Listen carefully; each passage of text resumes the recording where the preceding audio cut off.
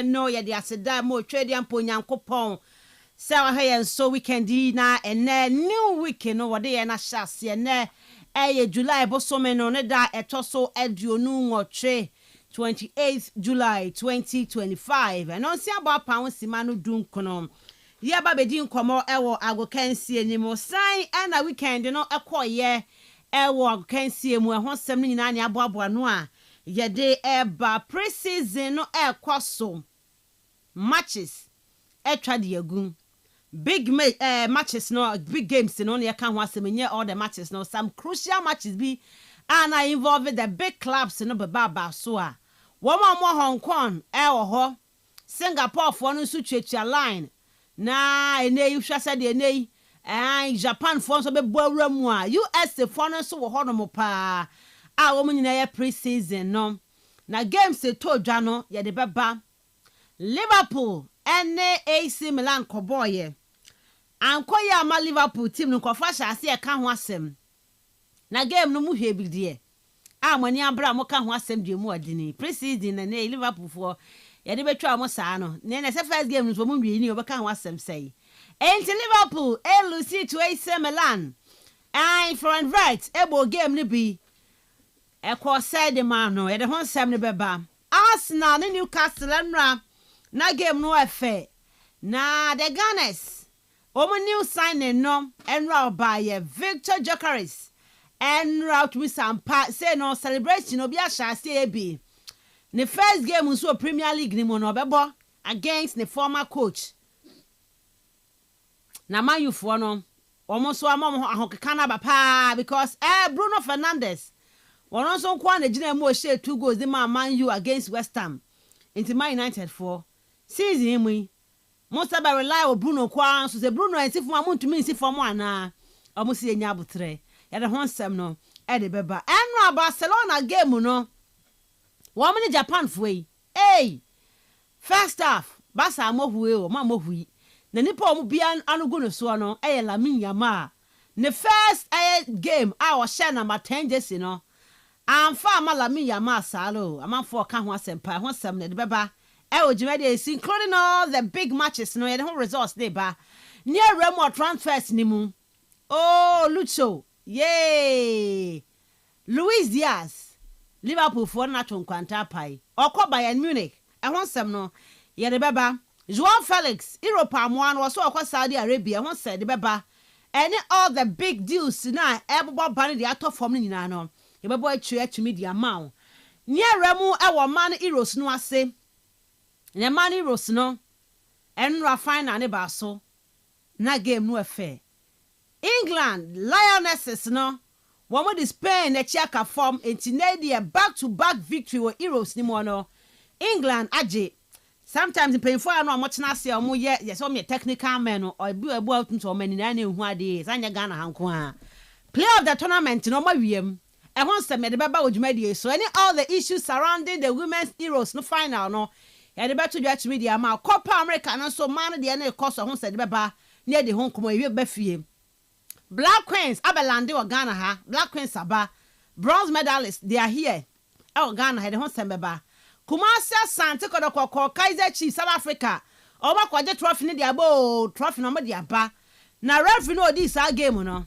o hia ya wo no wai referee nya de on the linesman no womo nya de ana no mo tempo bi edit yakotoko ehonsem no ye de beba abedi bi odwumadi so ye bewra mu awo the golden arms no arm wrestlers no omodi nkunimde de aba ehonsem no ye de beto dwat media ma na fe transfers mu nsema hodo ekoso man Ghana mu nyina no ya bo akire atimi e de amount on the show Monday morning so a whole lot any way baba discuss on the show me din at the Miss Ruby Adams mamenya message no on 0244 743 143 0244 743 143 for message ni for hobra making kind at the amount on the show yes to be live on Facebook and pay Kastle 90.3 FM Cape Coast shebi like na share for comment bra making kind it will show you so to me at the amount the real sports is here Noyes caught in no man's land it's Marley Kastle FM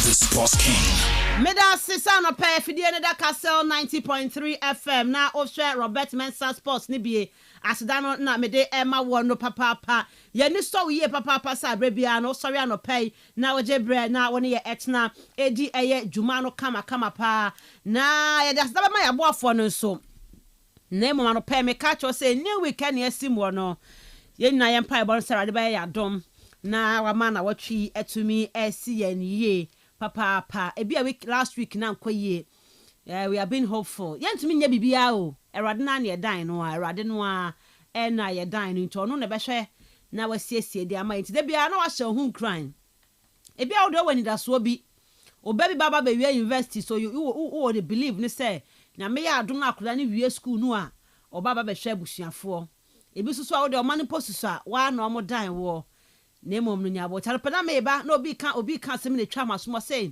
wani age kai say na wo de na wo so enti bia koko no ye baba bete ni aton enti koko season wo ho abe season wo ho nom ebro season wo ho enti ene ya obi de ni di 1 year na ne de na so no wo de koko nim say wo de ne be take some years before ebe so de ama wo enu enti no hu say seasons enti na obi ginani a nya botre ebi a wo de po de wuni koko bia o wo de wuni bibia oni da so nya ne arade be hopeful on do to me bo kwanto be akwan nie be a wunim se mo be free aba ne mo afo no mo de aba so let's remain hopeful ne anya arade na kasa ni so no ano e no be ye ho senchene ye ne ni oboafo bia so remember say there are seasons nti ne no be de aba no be gi nani a won so de no enam kwan so a ye hope say no so no e betumi aba to da bia na emu ayedin o emu ayedin pa just imagine a tree I see honom I tree no ensuo ntoye na obekọ no eso nyina po bibia ni so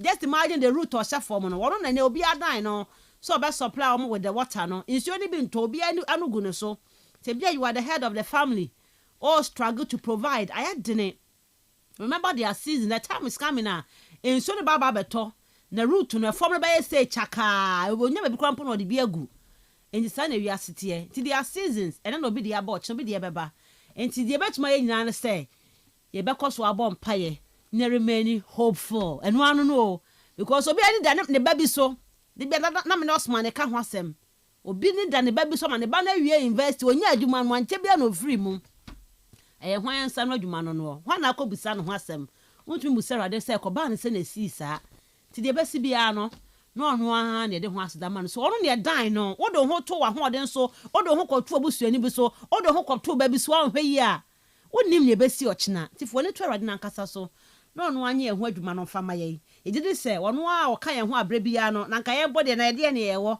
ya de bi kokoba wo ska ba na wo a wo betumi na no ye se ayi the sleeping prince no wawu wada wakoko mamu for how many years 20 years now onya accident now was 16 years wakoko for 20 years afa ni wawu no be say sika ntumi ntonko no be sika ntumi ntonko and dey ho no de but just imagine ka Ghana hanka ye wo mini omienu ene enya accident at the age of 16 a anka ye busuafo was can commit ama and the life support for 20 years ye ni bi ti sa nso ene wade ma ne ntoto ye ti se yan fa san to we mu a na wase ye de na se because una nke to wa ke bia nka sa mri ka oni ha asem bia to obi wo hyemu dadaada ba wo sase no nke to wa ke bia nka wawu erade ne yeboafo no wane ni da so no pa ya fast da ne fama no ne mfa bi mfa me yeboafo no pa oma boye chidom ama so ye de bra wo telecell too much money promo no kwaso egusu kwaso nkofo odisika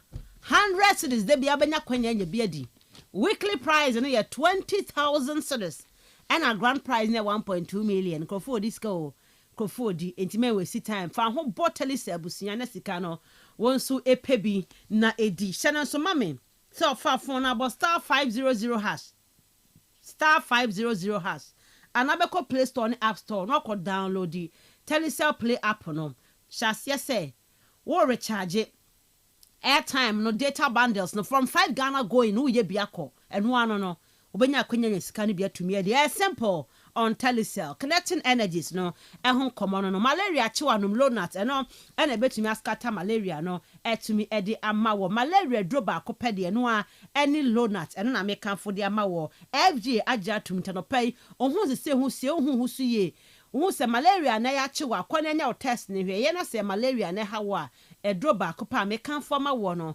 eye lonat numbi ebeboa koda no mpanyifo no available in all pharmaceutical shops. Yanko high sense showroom say quality electronic appliance no ho na benya bia 20 per high sense product bia ope TV, ope refrigerator, gas cooker, air conditioners, nye sound system no mobile phones, blender, kettle ni iron, buso high sense dia no product no high sense dia no ene papa nya high sense a me kan for my high sense no me kan for dia ma because no ena entry enyam kanea no eno ene nei ne boa no form na efe ti jodi asisi man kesim ha ya British restaurant wan take a okwo no mo a won sabetumi aka high sense free 0302 55 0000 0302 55 0000 high sense everyday prices for everyday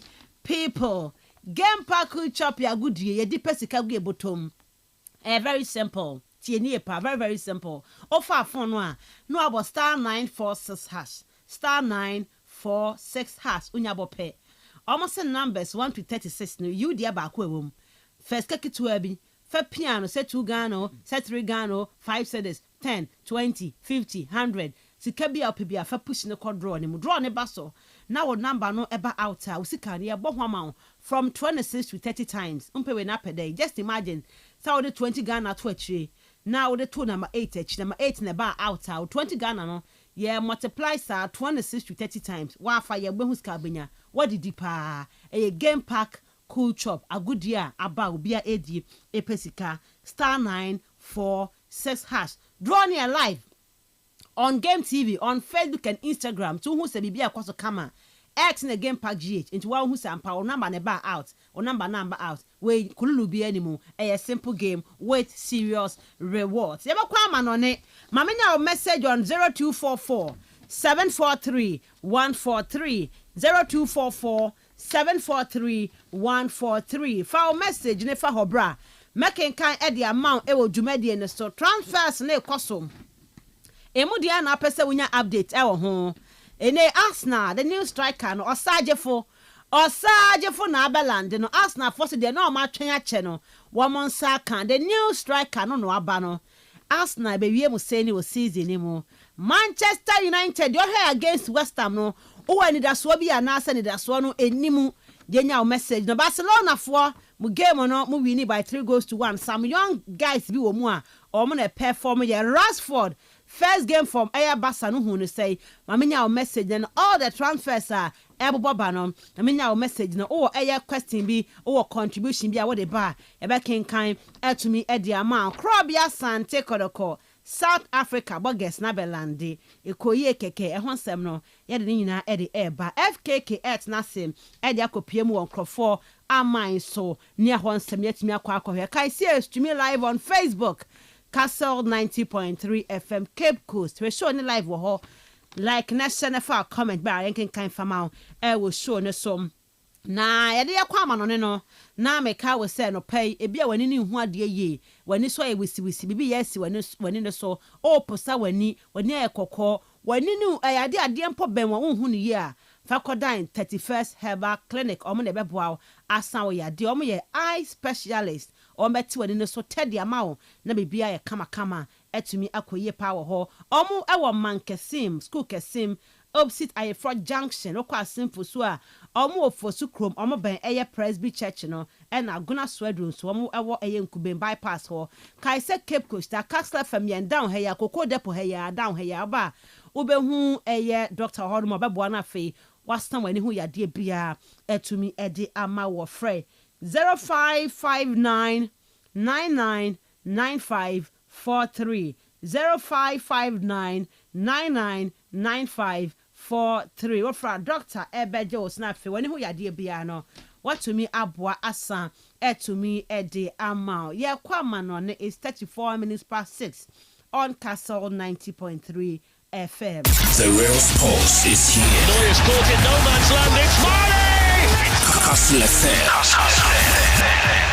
The sports I got my power, I got experience, I got do everything too much. And the old man who want to challenge me, hey, I'm okay here. This is my national flag. I'm proud of it. And I'm proud of Africa. Oh, you know, man, I'm too bad, baby. Bad, baby. My power, I got experience, I got do everything too much. And the old man who want to challenge me, hey, I'm okay here. This is my national flag. I'm proud of it. And I'm proud of Africa. Oh, you know, man, I'm too bad, baby. Bad, baby. Neuer's caught in no man's land. It's Marty! Kastle FM. One who blasters a waji kapoda. The sports Listen, one who blasters a waji kapoda. Blasters in ye cap ma unhuda. The last time you 82. I check one who blasters a waji kapoda. One national team ya di trophy ni diagro e diasa tero bara that would do chiselo solo kushbasia na se buchi e mai ba utim ta chire sa na se ya shimaisa The real sports is here. Neuer's caught in no man's land. Kastle FM. The sports I got my power, I got experience, I got do everything too much. And the old man who want to challenge me, hey, I'm okay here. This is my national flag. I'm proud of it. And I'm proud of Africa. Oh, you know, man, I'm too bad, baby. Bad, baby. Bad, baby. Right there, Kwaman on it's 35 minutes past 6 on Kastle 90.3 FM. Robert Mensah Sports. Any day, my one. No, mama, your message on 0244 743 143 0244 743 143. FKK, good morning. Good morning. And I'll pay BBI Boko, Eradi dear. abim bia bako. Jeda Eradia say we can also call Boko, dear.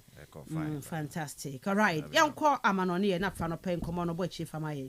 And up live on Facebook, kubetimi Johnny show no where you room ya dia manani 7 no timi edi ama kwa comment no o de ba ne akenkama na like it na share a page no yentwa so fishes no dia club friendly no dodo na no eguso a ekoso ye be room na afi yetimi abo akire enso so timi edi ama na kese no ko room Premier League Summer Series no eba so US Everton one face game na nkoya mfa mo Bournemouth etwa mo economy ensam mo entimi antibi Berlin abrati e friend Watara sanso na adu agei omo ball 3 goals no enso etimi Edma Bournemouth boboko no sanso na Manchester United eche West Ham so etwa na kam ma West Ham enso etimo ebako Bruno Fernandes in about 2 goals no Gerard Bowen enso eti bako enso etimi Edma West Ham United nene ayade a etwa so enso honom etimi ekọ wanim na ade tie no ade ne after United game na bewie no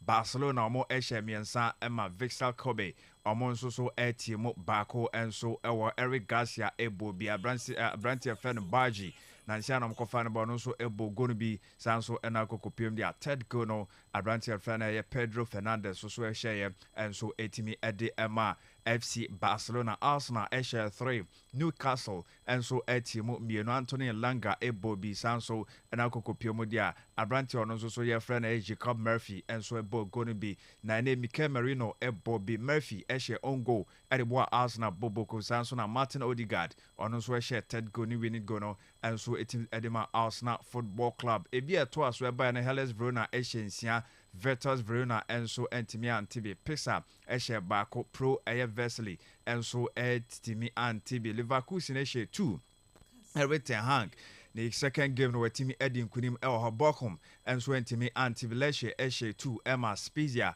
etimo bako Samson FC Porto ebo 2 goals FC 20 etimo bako Como eshe 3 Amayas Boboko no omonso so entimi antibi Nico Pazmo eboaye etoto entrano so etimi edi Emma Baturina eshe bi enso ehoroma omo etimi wini sa game na no pay 9 am dia Genk omo any open ebo sanso na ye Gaziantep omonso ene eye Boboko from Alanya Sport enso so ebetimi abo ewowe big games how do no so top from friendlies ni bi yenso so edi bia ma ebi continue Marseille ebo 2 Girona entimi antibi Galatasaray eshe 3 Strasbourg enso etimo bako Napoli eshe 2 Emma Boboko from Catanzaro ɔmo nso so etimi ate mutimo baako na no na AS Roma nso so ball 1 goal ma Kastle Latin enso etimi anti-sai kan PSV and Hoven about 2 goals elected Bilbao etimo baako Shakao for Eshe 2 Emma Sevilla enso about 4 goals enso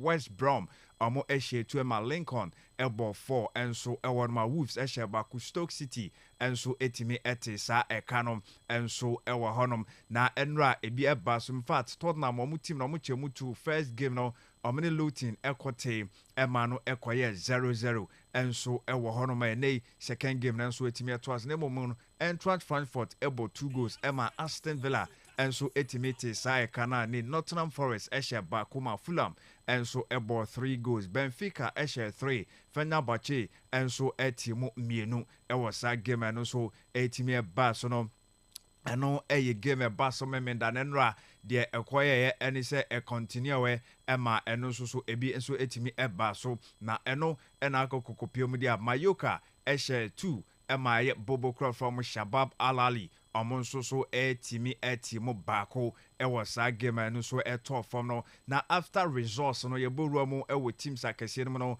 ema ne won coaches no react here enso etimi ede efa ho ema ne mom ne hye no so se kokopiem a AFCON no enso etimi eba so me che WAFCON eye emma no version no ewo ye Africa anum se Ghana third place no ye betwe nkomo yetimi etimi egiye every South Africa for no ensem sanso na final game no enso etimi eba so Nigeria enso every form na omo eda form 2-0 eba betete kano ewini 3-2 we anko extra time bia regulation time na ena omo finish off eye adwuma no Chebak Eshe first goal Edema Morocco for no sanso ena Saudi enso ebo second goal ni nyina no eba first half 12 and 24th minute ena no so etimi eba ye Okoronko ede penalty etie sanso ena babawa ye fene Jamelusi enso so etimi eshe second goal no ena winning goal no Echigini enso etimi eboa ye etimi ede ye winning goal no ede peso ede ema Nigeria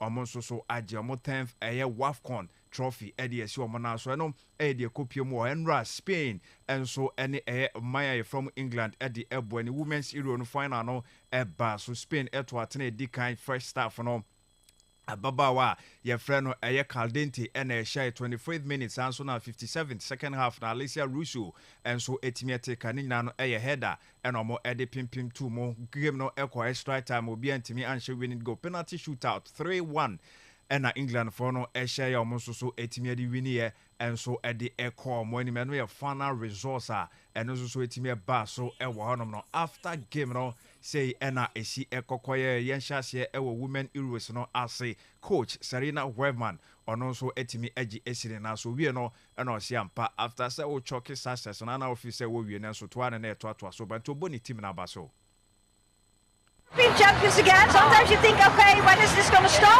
But yeah, well, I'm just going to enjoy the moment. It's just incredible. This team, again, how we step up all the time and never give up. And I actually think the game was really well too. And we played a lot. Well, we played really good the second half. We started okay. Well, the game doesn't matter anymore. We won, and I think we're going to party. Yes, yetene omo ewini eyade omo ani agiye pa ni team no ohwe mpo Euros omo boy na prebibre omo edai form no mo abete aba be wini ebi won so a draw no mo abo na no afana no Spain for take lead on ba bete na shootout no mo so etimi ade age into success after success after success no na ni age obo ni team no aba so omo ko no mo so akwa celebrate e wo hono me no yensema no so etimi ade ba Michelle Ajiman young player of the tournament oje enso etimi adisi na so kan say enso etimi ede we hye no ho esa yade a okacheren papa so do no yepa. Michelle, you're a European champion. Do you feel as though you're in a dream? Yeah, I think straight after the game I cried my eyes out again and it just feels surreal, you know, and I'm so grateful to God that we're here because, you know, at the beginning of the tournament it seemed like we wouldn't get here, but here we are. And from being a ball girl less than 4 years ago to now young player of the tournament, just sum up what this means. It means the world to me. This is only by the grace of God. Like he said, it's how many years ago? 4 years ago? It's such a short amount of time, but to be here, I'm thankful to my teammates, to the coaches, staff, and to God, the Most High, of course. Could this this tournament have gone any better for you? I mean, maybe like stressing me out a bit less, yeah, but no, I can't complain, you know, I can't complain. We've seen a very emotional picture of your dad. What would you like to tell him now? I love you and thank you for all the support, and that goes to the rest of my family. They've been with me the whole way, and to share this moment with them all here in the stands right now, right behind me, it's beautiful. Yes, you know, any team no performance no we just say by the grace of God and I do mukoko draw no essence na do na enshada enjoy mundi sanso no any time one shada de bia no free bench and e ba wontimi en complain bebre ni nyina mo no e ade a ode aseda e ma nyankopon kan be en premier sana so no timi say na bofo na tete no Kristo mutia no e ade a ode en ho aseda e ma nyankopon sanso na ne teammate no obo mo ho aba so odo ne papa e wo ye support no so atimi dia ma na bedu sampempen so yi a no so adru nyon kwa ne family ni nyina no odomo ase wabra no mo so ehwe eye dwumadie no enso eho no de sansem no enso etimi ede ebaye ewo sa game no mo ya dibi ede ama ewo dwumadie no so goalkeeper Idema England in team no ade otimi eche 2 penalties Hannah Hampton ono so ekasaye enso etimi ede efa ho ekono so eboaye na afi otimi save penalties no so wini ye. Hannah, congratulations. England back-to-back Euros. Is this a dream come true? Yeah, I don't think it's going to sink in for a while what we've just achieved. And yeah, we're the team that never gives up all tournament, and we've got the result for it today. You saved 2 penalties in the shootout, played a massive part. How special was that moment? Yeah, massive, but to be honest, I don't really know what was going on. I turned around to the fans and asked if Chloe scored, did we win? And they just yelled at me, so I don't know what the answer to that was. And as soon as I saw her run off, I knew that was it, we've won. So yeah, it's an amazing moment, and I don't think I'm going to really come to terms with what's just happened for a while. To be standing here right now as a back-to-back Euros winner, it's an incredible moment.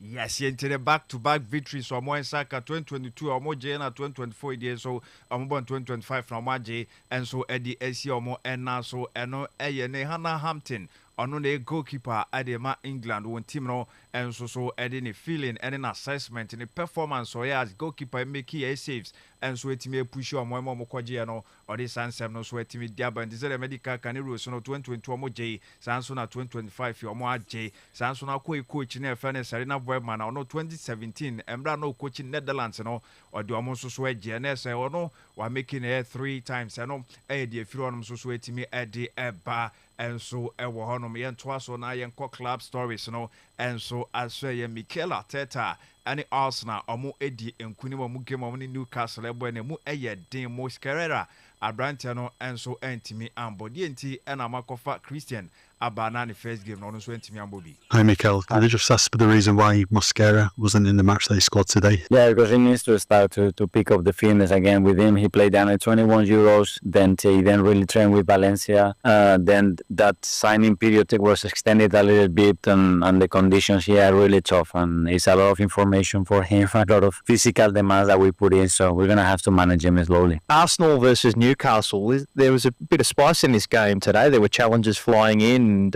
yellow card was branded to Martin Zubimendi. How have you seen the rivalry develop between the two teams over the last 2 to 3 seasons? No, I think it's not a friendly. I think they're a test, and I think you have to take this as an opportunity as well to raise the competitive level. And there are things that physically, obviously, we want to achieve, but there are things in terms of how we compete, how we understand the position, and that willingness to win, regardless what we are playing for. And I love the mentality of the team in that sense. Yes, yentene usha Brantia Fene Christian Mosquera no na onye ready usha Osiakan de ma Valencia the whole season owie no kotwa so ewoye omo Anders ni Euros no omo so etime boy hye no so no Osiakan e de ma Spain ti under 21 omo competition omo bona Brantia ne gina mu Osiakan enso etime de omo mtene e wo se obai no rest kakra na afin so obai ni team no training omo aye no ntimi capture omo ntina wo sa Brantia no enso e hyase e free bench na so otan chen na Africa krakra omo nso so ede no efa process no no so ekokoduro no ya nsema o kan de finance say de Brantia friend Victor Gyökeres no enso etimi ede ababa be ka club no in fact empo enro game no no ho no ma owura camp no eba be chiacha mo a say na kan for move no any other signings amoba be. Just talking about, you were linked with a lot of strikers during the summer. Was Victor always the standout candidate for you to bring in? Yeah, well, we cannot talk about how the processes work, but it's a decision that we take between all of us, especially with ownership, then the board, then Andrea and all the scouting department, and ultimately myself, and we're very clear and the talent that we identify early in the window. But actually to deliver this is something very, very different, and I think the club is done incredibly well. Andrea and his team, they've been absolutely fantastic, and so early in the window we already have the informants that we wanted. And just to check, will he be training tomorrow, and then will he be in contention to play against Spurs on Thursday? Well, I think he had a single training session with the team since the last game with the Sporting when they became champions. So we will assess him tomorrow. He's done all the medicals, everything is looking good, but to get him up to speed with the right levels of fitness, I think is very important. So we're not going to stop him. Obviously, we want him with us as quick as possible, but we'll have to assess, and the medical team will do that. Yeah, today ID striker Edema Arsenal Bobo Corono and an almost penna branch and also issuing intentions no clear, saying I'm found other clubs or more approaching no Emma options, and I be bringing now we're choosing Arsenal Bobo Quinty process no Edia Chedi and so I branch and normal pen sans no so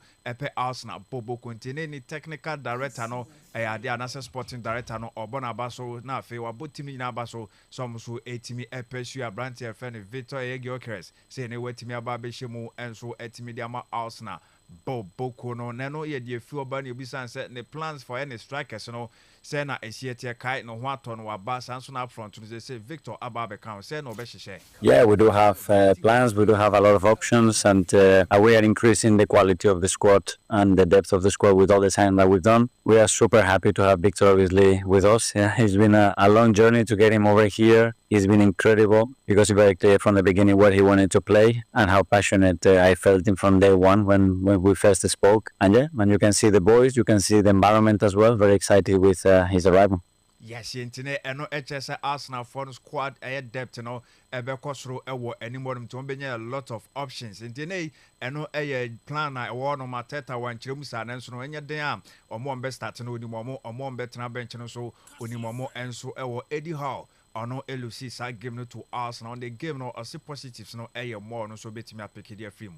I'm not surprised. We were hoping to play well today. Certainly we needed to step up in overall performance level from the Celtic game, and I thought we did. I thought there was a lot of positives for us today. Of course, still some things to iron out in our game and improve on, especially the goals we conceded. They weren't great. But overall, we kept going to the end. Very difficult conditions to play in, so full credit to the players. Yes, and full credit to any players and also I'm rising here to the occasion. So no meet me better than the Omoya and then so no positives no Elhonma or so more pick up now for more echo anymore building upon and no Eddie Hall coach Eddie Man Newcastle United and also a team adding assessment and so it made by after a friendly game against a Arsenal Football Club and no a and someone so it made by Anna Slot and Koye and Fama Liverpool 2 and or share 4 and or consider against AC Milan after game no saying on also to me assessing team no. Hi Anna, what was your assessment of that out there tonight? I saw a few good things, but I think we also have to improve in certain areas. We got counter-attacked too much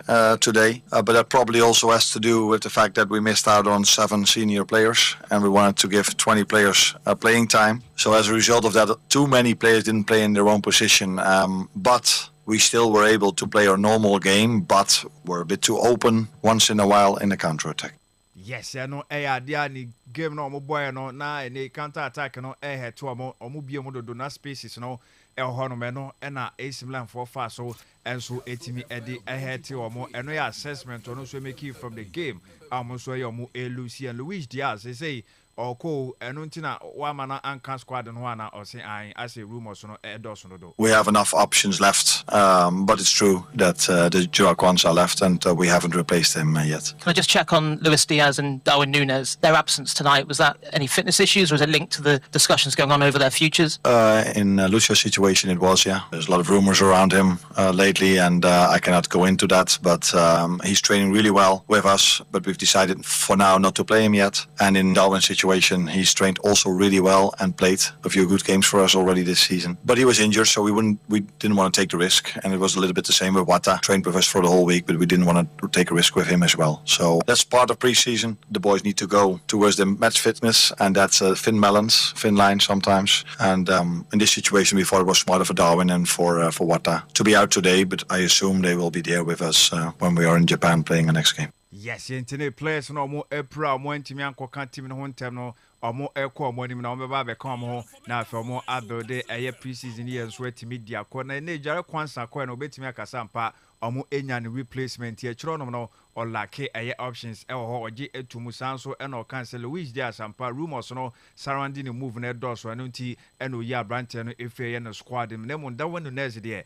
na wapra anu nti kakra awso mo ye no hyase na afi ono so obehye game no me no ensama nei ana slot e kan ye so atimi edify ni trudia odi against Bobocro from AC Milan, Virgil van Dijk, and so Ekasa at the FR positives almost side kind of the free game no.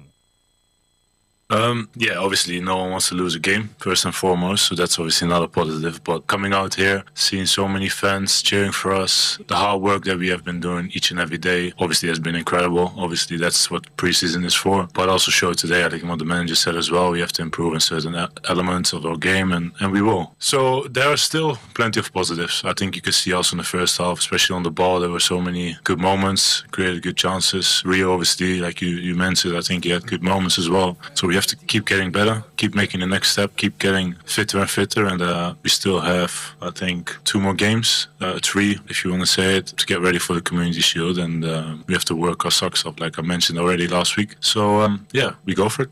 Yes, you also more echo for it, or more building upon no more common.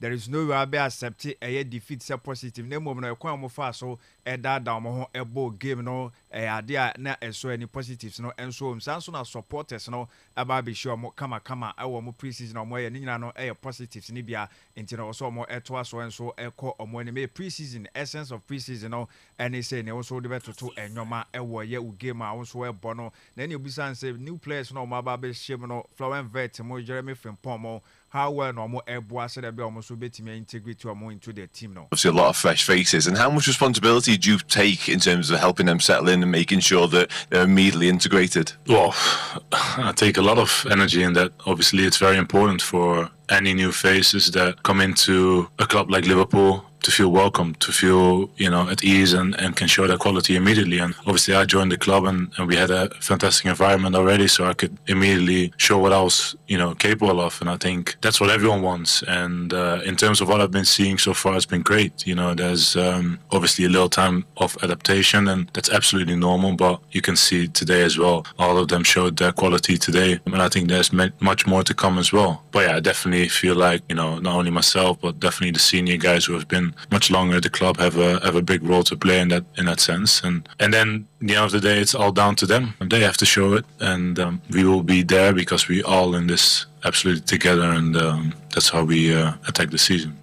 Ntiebi omo enya several months ema omo entimi ambo omo integrity omo into Liverpool Boboko ne mo said no efi Southampton e ba ya na omo no eboa na Africa krakra omo work am na omo fa pressure bia anto one no so sa na omo so ye one ne teammate no mo no ne wuro ma Mohamed Salah omo nya be kan bo maboa ama sa new players no so krakra omo etimi edi omo Royal Liverpool Boboko no no ensama Virgil van Dijk ono so captain di Liverpool after mo game no ono so assassin team with sanso na come faso aboa new players na aba no so settle life with Liverpool no or this Sanchez mo no so etimi edi aba Ruben Amorim enzo so eguso to after almost game omo West Ham no say no so etimi assess no when in the team no. Ruben, what were you pleased with that? I think we started the game well. We scored a goal, completely different from last season. We didn't suffer, we scored. That can help a team to play better. We had some possessions.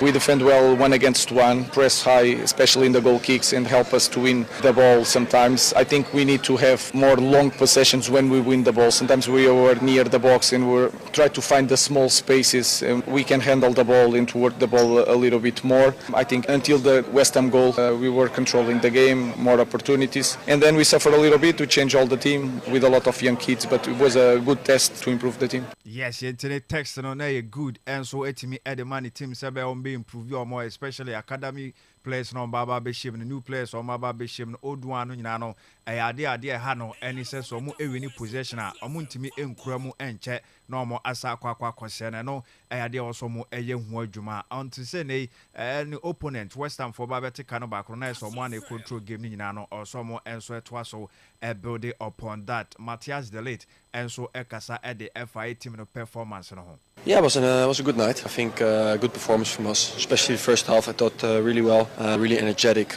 great pressing, also really good attacks. Also, I think if you saw the way we played, certain moments was really good. I think also defensively didn't concede much. So I think overall performance what is pleasing.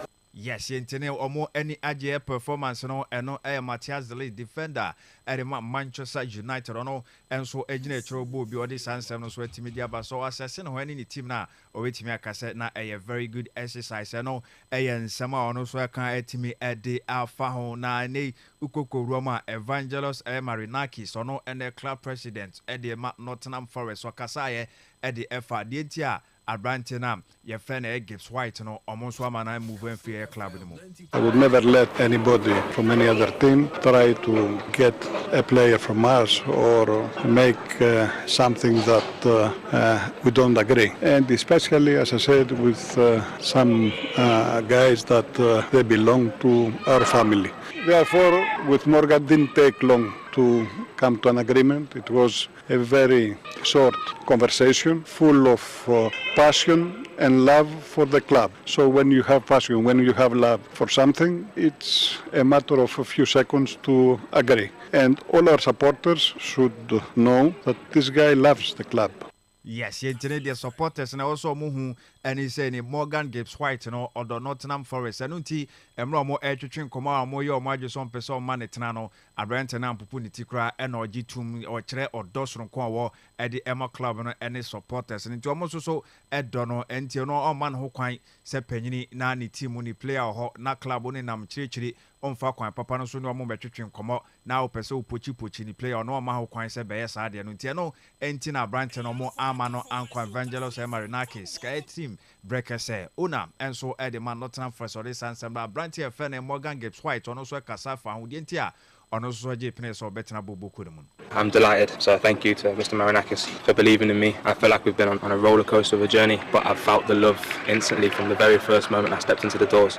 We've had difficult times, but we've had a lot of highs, and last year was really exciting. We got to showcase what we're about and what we're trying to build as a team, and I feel like Mr. Marinakis is the base of that. So I was delighted to sign. I think this new contract really shows the ambition not just of yourself but of Mr. Marinakis here as well. That ambition must just drive through the dressing room, right? 100%, and Mr. Marinakis is the main reason for that. We've built that culture inside the dressing room, and I feel like that's what's strived us all the way through. The manager's been incredible since he's come in. The fans as well. The fans have been absolutely amazing from the very first moment I've joined. And to give them back European football is something that we're, as a dressing room, as a team, as a club, we are all really proud about, because they're the ones that deserve it the most, because they're the ones that pay the hard-earned money, show up on the weekends and come and watch us play, and support us and cheer us. So they're the ones who deserve it the most.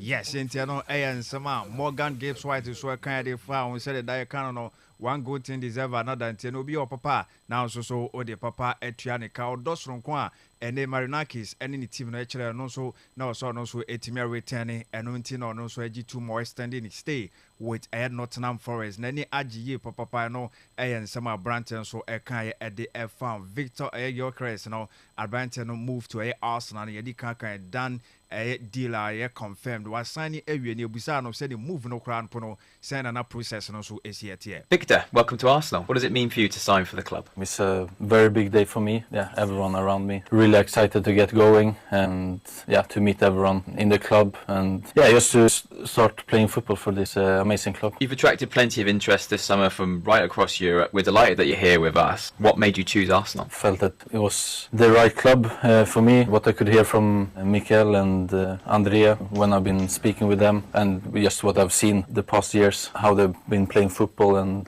as well when I was playing against Arsenal last season, I could really feel it was a very strong team and very difficult to play against. So that made me choose Arsenal, and of course all the history the club has and the massive fan base. Yes, you know, Arsenal for Asia no Sporting CP no who team no say a strong into no already. Now we're making in mind is a Bobo Konanoa and Obeko Aquacobo and Tiano and Sama Victor Gyökeres so etimi edi aba na yobisano say nay sena nay enyoma ACL in terms of for any goal scoring no saying obetimi promise na position no enfa no boy betimi ye no so no the onyanso odoso obeshe goals. Over the past couple of seasons you've shown the attributes of a complete centre forward forward a phenomenal record. I think you scored 97 goals in 102 games. You must be excited to come in here and score lots of goals for us. Of course, I always want to score. So yeah, to be a part of this club and to score with this kit and with this badge in front of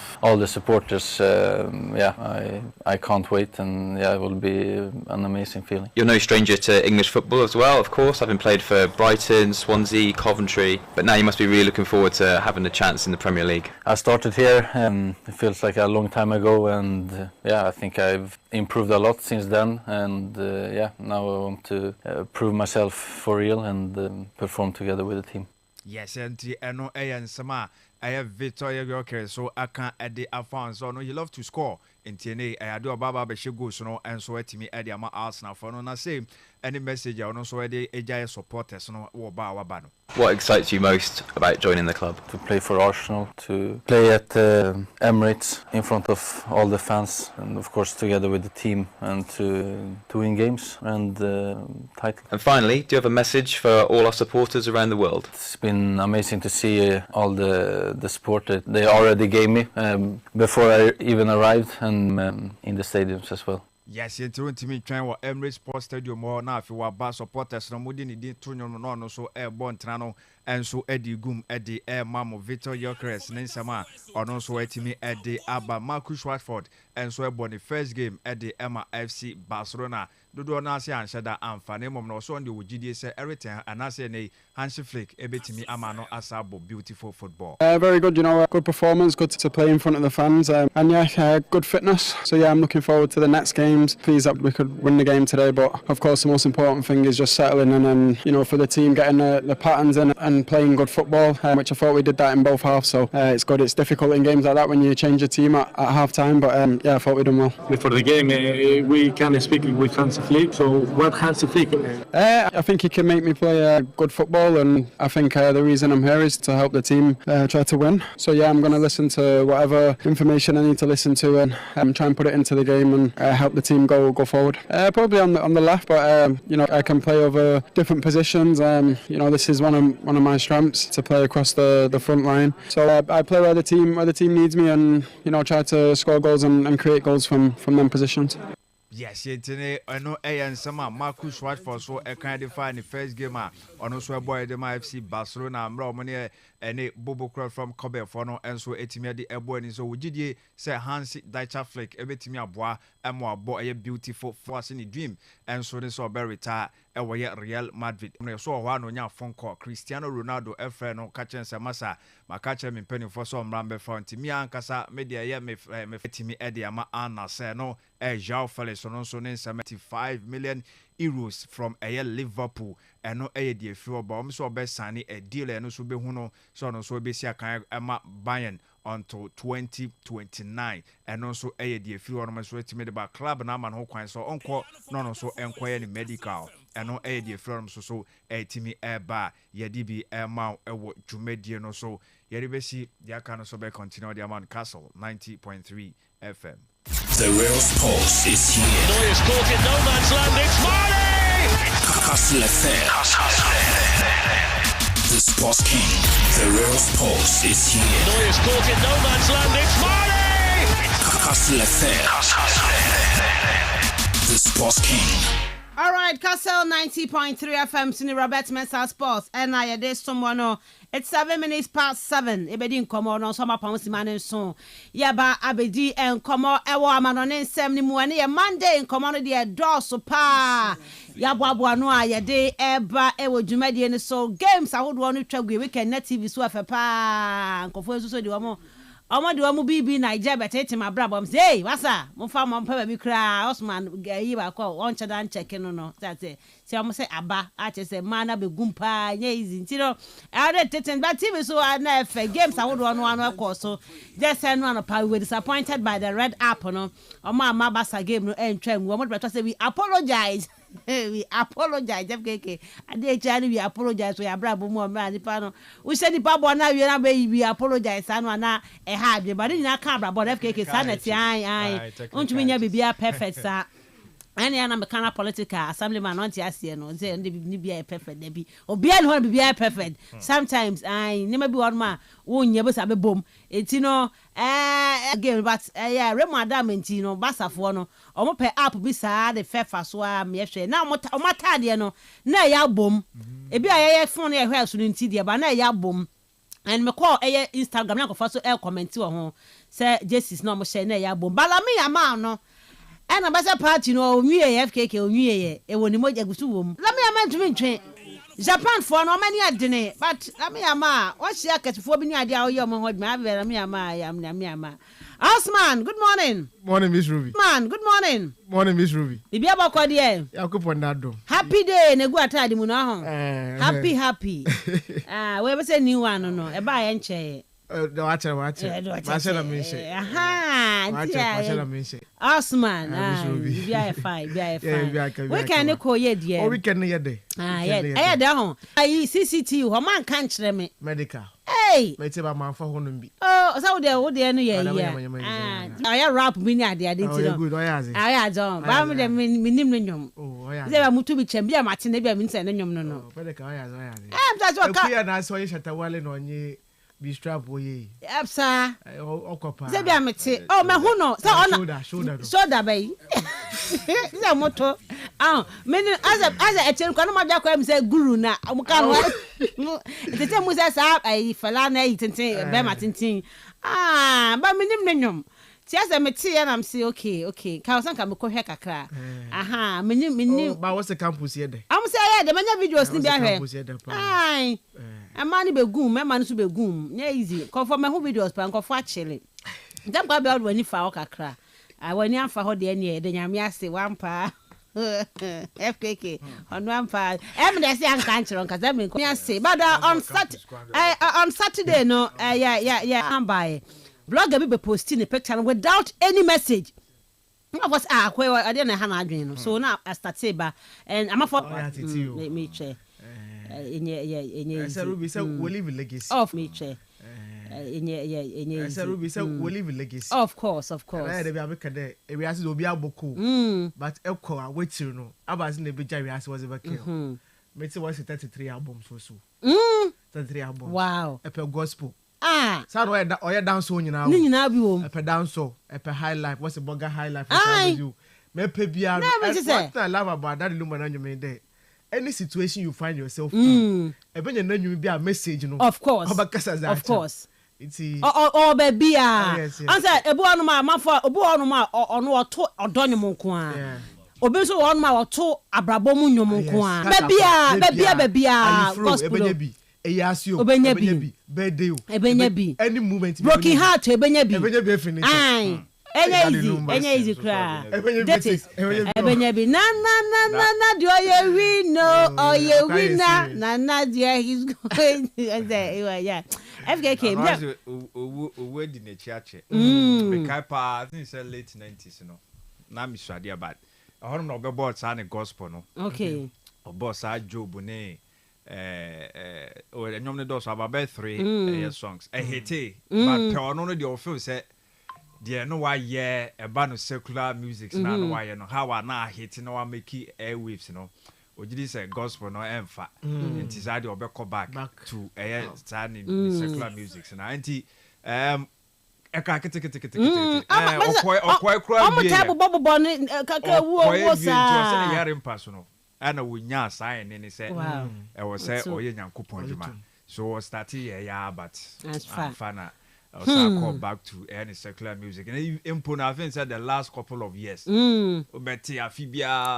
that no bawu that is wawu bia okulumo Ghana ade omokuna che clearly as a yare ne normal esabe kekeka hono na wa week kakra and with Reverend Usu Bempa ne nsama no kan no preacher no kase on the oluba ne ka ekasa ka chense no enti the radio station no be any DL utie any fresh interview kokoye ya na the workers na jana nche no ka chomo oni omudi nkomo wie no say the first time I mpo mu bi radio no aba ho omo bi ma kama na okasa na e bia omo be fan say obi omo hu no radio station ho bi and I say I mean minim the omo fan there but no omudi nkra no so obo ni show bi and also so sa obeto sa nyom na no owie no se makramo ena odi ni 60th birthday no so krampo no osa kan sa asem no se makramo ti ono de yase pe ono a kasa pe doctors in some no makacha yes ne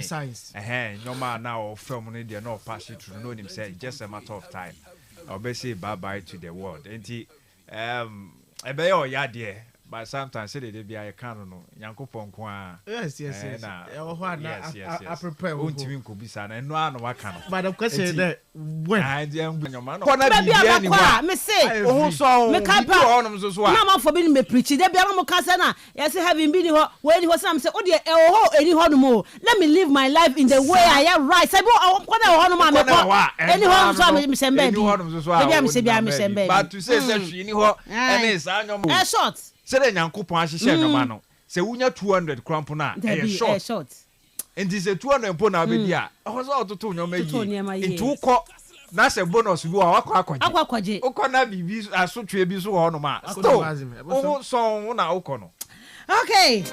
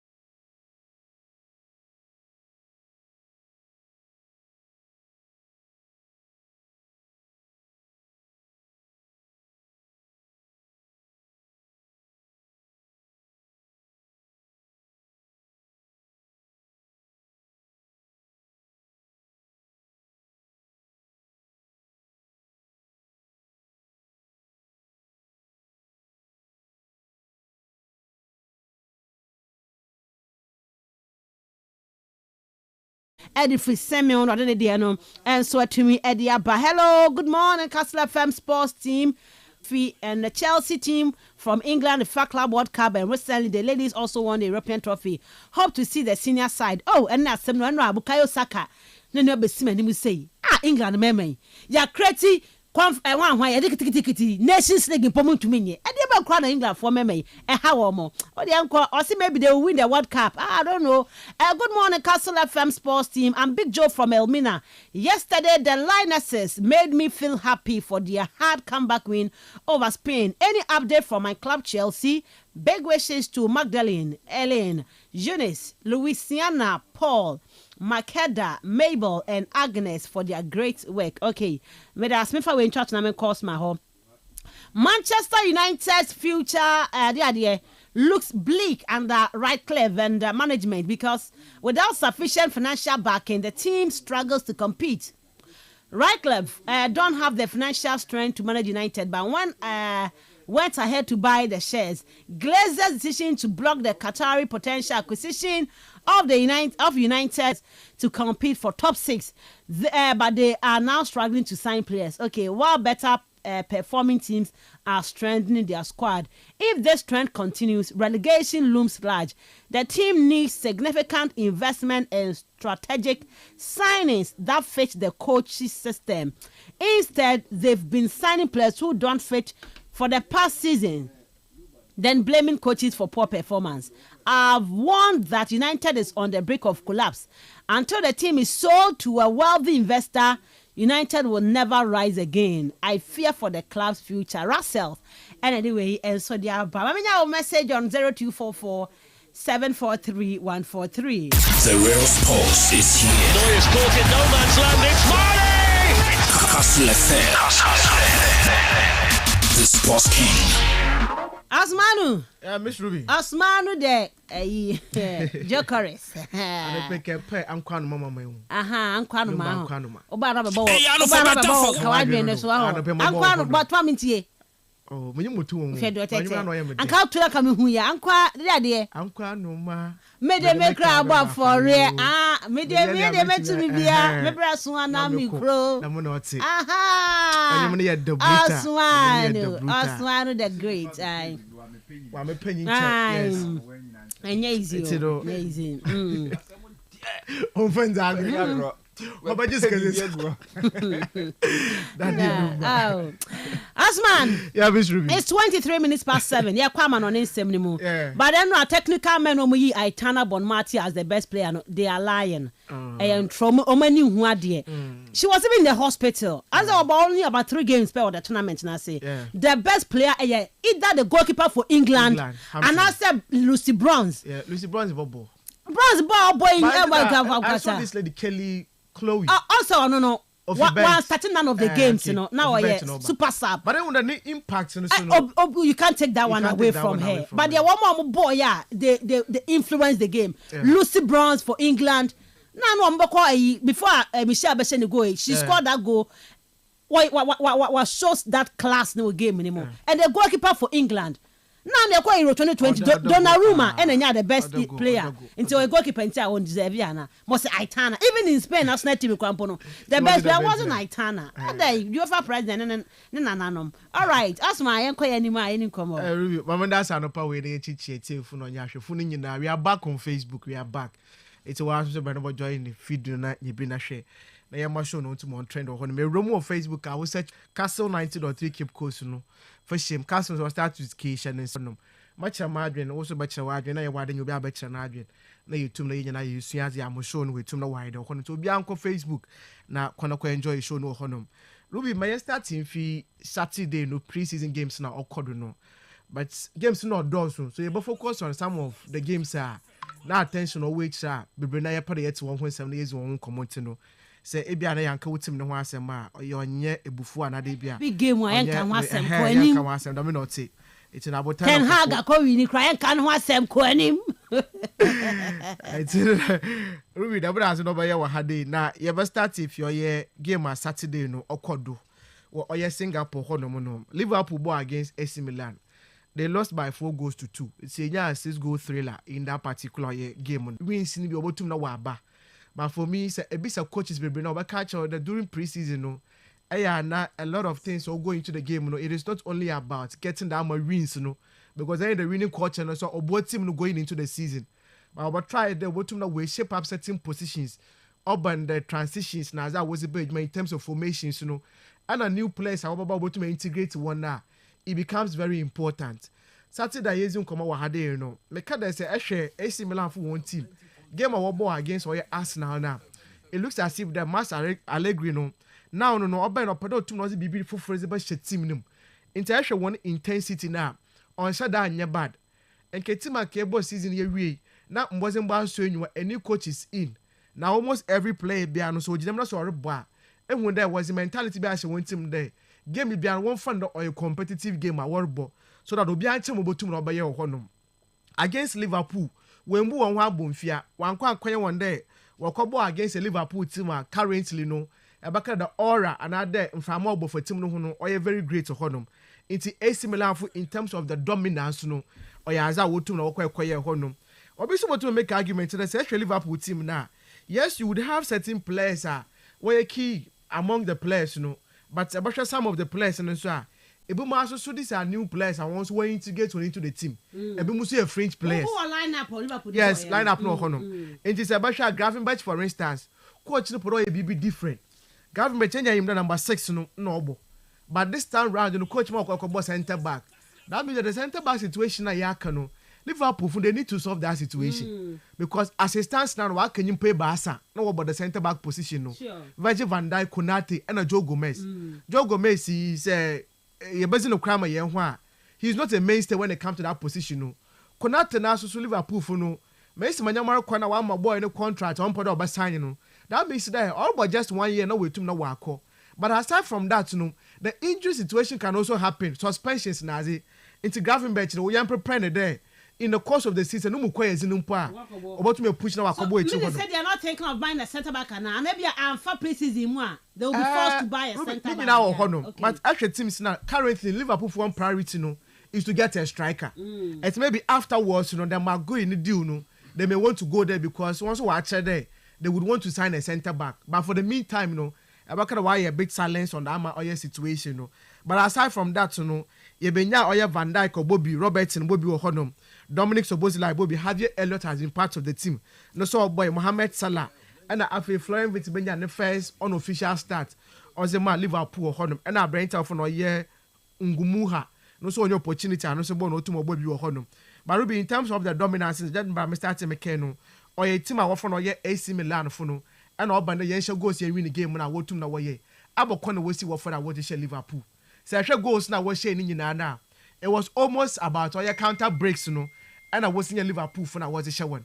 And that is one thing the coach should guard against that particular situation, because about 2 minutes about team so high that young young queen you try the back question go on them, young boy high line a when your opponent aware that's good enough. Open the counter breaks now.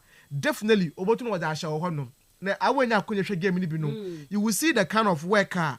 Abrenta often or year Rafael Liao on the day no otumako kwaya okwanom ehwe Christian Pulisic mu Loftus Cheek mu adwuma wotum was Liverpool team na no ya zo otum na woso born one said away so bonim but the moment I obaje born so move na wakwanyim honom na they were so purposeful na wanyim aza work kwakoye Liverpool enjoyed for the better part of the ball possession no prep otum called so honom na no so otum so enyiwa created a host of the chances no so I wasn't surprised there. Yebo game near we no. Na Liverpool now ball total shot of 18 or honum. 7 on target. But goals abo shot 7 on target. 2 penalty make kwashare honum. Oho adwene kakra. And coaching definitely but no wa try there. Oba se sanyama. Ye we ati no. Na nkofu wa single out certain players and work on asem. I think the pre-season way it's about the youngsters and the new players now worry about into Basha Brent of no year Ngumoha for instance very good chap on your body ball 1-on-1 1v1 he's very good with honom in fact nobody knows when you was a mom Asha Brent of no year so both like first goal now boy no share no quality goal second goal now Liverpool was share no Konate baby ojina and otum no sported that more cross no Ozema or Cody Gapo and otum finish that ball no but the goals AC Milan was sharing will be the quality no ya zo tum no was and I feel the pre-season way no say AC Milan team na a certain Rafael Leao no me feel that or madam proper audition there any team be put about for no this time around why ready but as to the AC Milan for tum why business but Florian Wirtz and I know be can ask them after the game no you cannot blame them and for me it is neither here nor there the very first game all boys am a team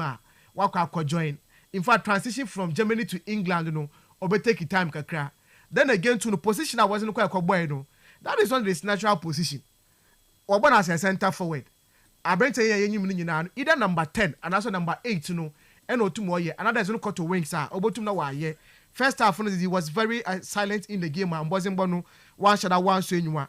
And he said ebehwe ne start to mobile after the game na ne accurate passes no 91% and a boy no to more year honum.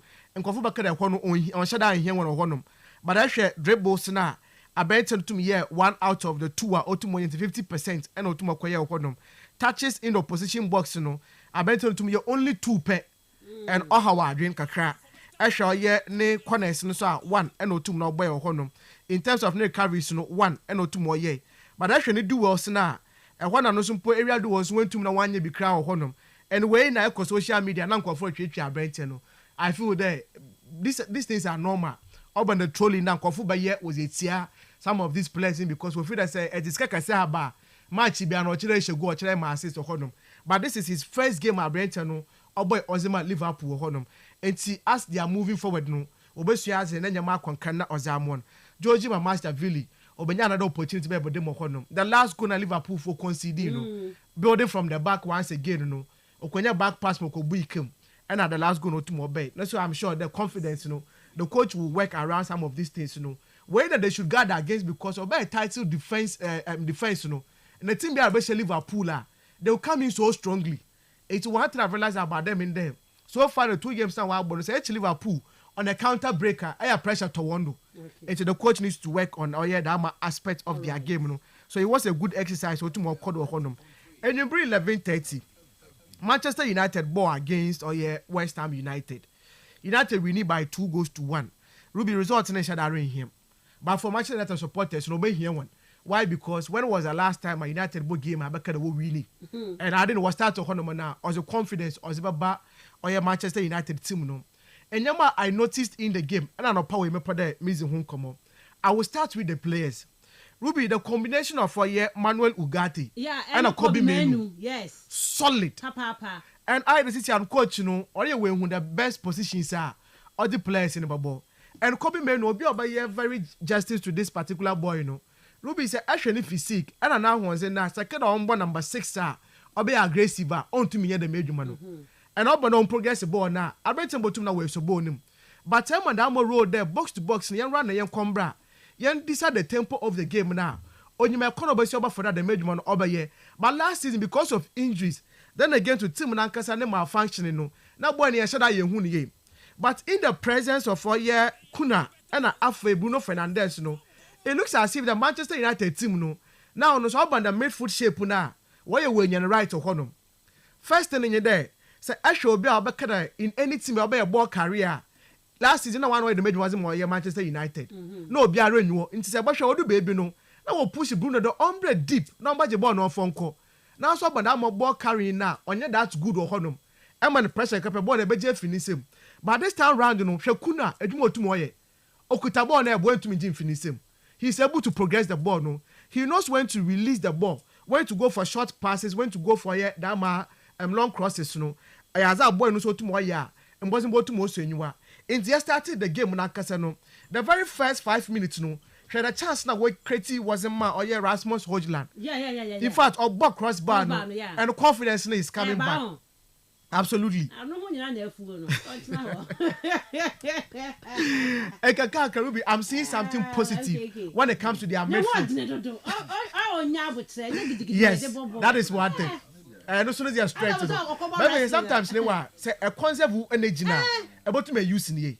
But when actually make small him or push short or pro in the years or cool players and for me sometimes a positive but some baby so hard now you would have to try to conserve the energy it's on that aspect United is doing well.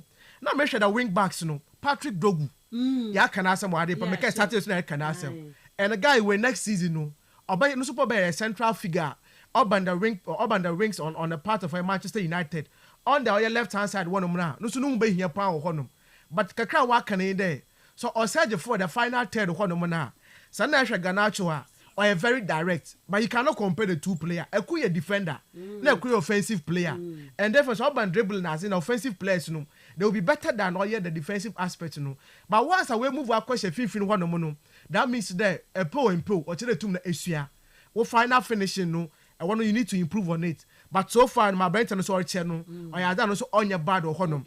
But will be Amad Diallo. this situation, no, they need to have a second look at it. Yes, they need to have a second look at it because me feel there, boy, offensively, no, he can give more than there. I can't as a wing backer because what the baby over here, ball, no, so one of those players that say I'm on the boss now, or two more creative BB, but unfortunately, no. Now you do the same situation, but my born point time point bimbo. Kakano be na pressure no too more on his side of honum. But I feel that generally no, Manchester United make a good account of themselves to honum. And want now also noticing here one pressing no, and coach in the can was them. This time round you know, United one trend there. Yamba settle and sign the ball your tomb now you could defend of honum. But the moment they lose the ball no, by 3 or 4 players you know, they need to start pressing from up from defensive aspect you know, so that opponents no on your time. But Ruby, in any team you be our president, you should make sure that open coordination that you should get it right. Me won't make counted 3 occasions. No compressor. Whatever feel in the nothing final go holo. According to the coach to wash and that is one time also watching why you near honum. But Bruno Fernandes and Ogodo Richard. The ball IQ. The second goal no. Nyansa. Akwano very smart and I hope the next season no they will do better. But boy United one about the day.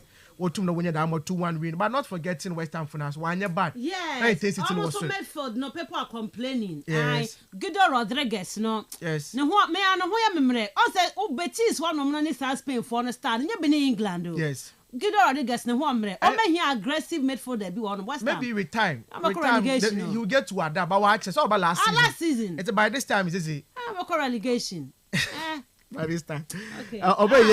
So let's see what is going to happen. Now, Ruby, ended up so games in the Kodo. All right. Now, my share Bastards in the Kakri, but I'm sure I started to Sana. You two, ya stories and so. Basta Kobo against or Vessel Kobe, or Japan. They won by 3-1. Results in down here. But I share game on Ankasana, Basta in terms of ball possession, creating of the chances now, and one to more dominate. But there are certain places be an upper way yesterday and a Kawanasama and Kofu Rebena and workers was for whom the first person here, Lami Yama, 46 minutes no boy in the first half. No. Now, Ruby, I want to believe there. ABR players in a break now. That's all back. I mean, some of these games, you know, you wouldn't expect to buy that sharp or honor. But actually, Lami Yama, let's start to buy in the game now. It's something you need to guard against. Maybe the next game, no.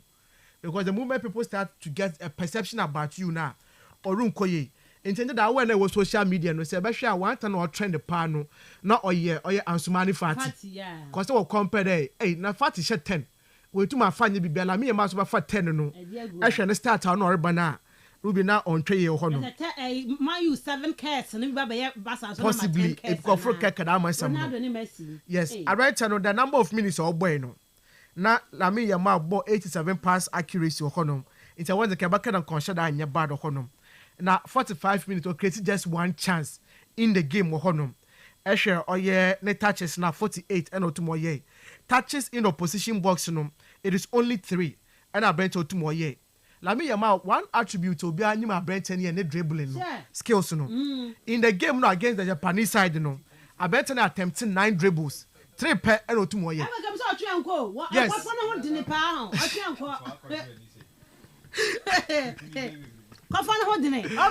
I had it too. Otuminche.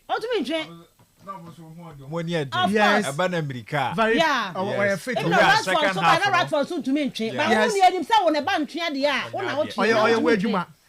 No, ya to take a crack.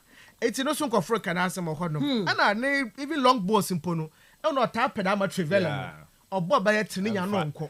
I don't mind for started. Hey, the number 10 or hands boy that they be a break. No, no party, no. But I food a failure year starter. Maybe a man at time can cry by subsequent games. Come out, because over money time. Oh, you'll be out of the money. I found any Jenny free, but yes,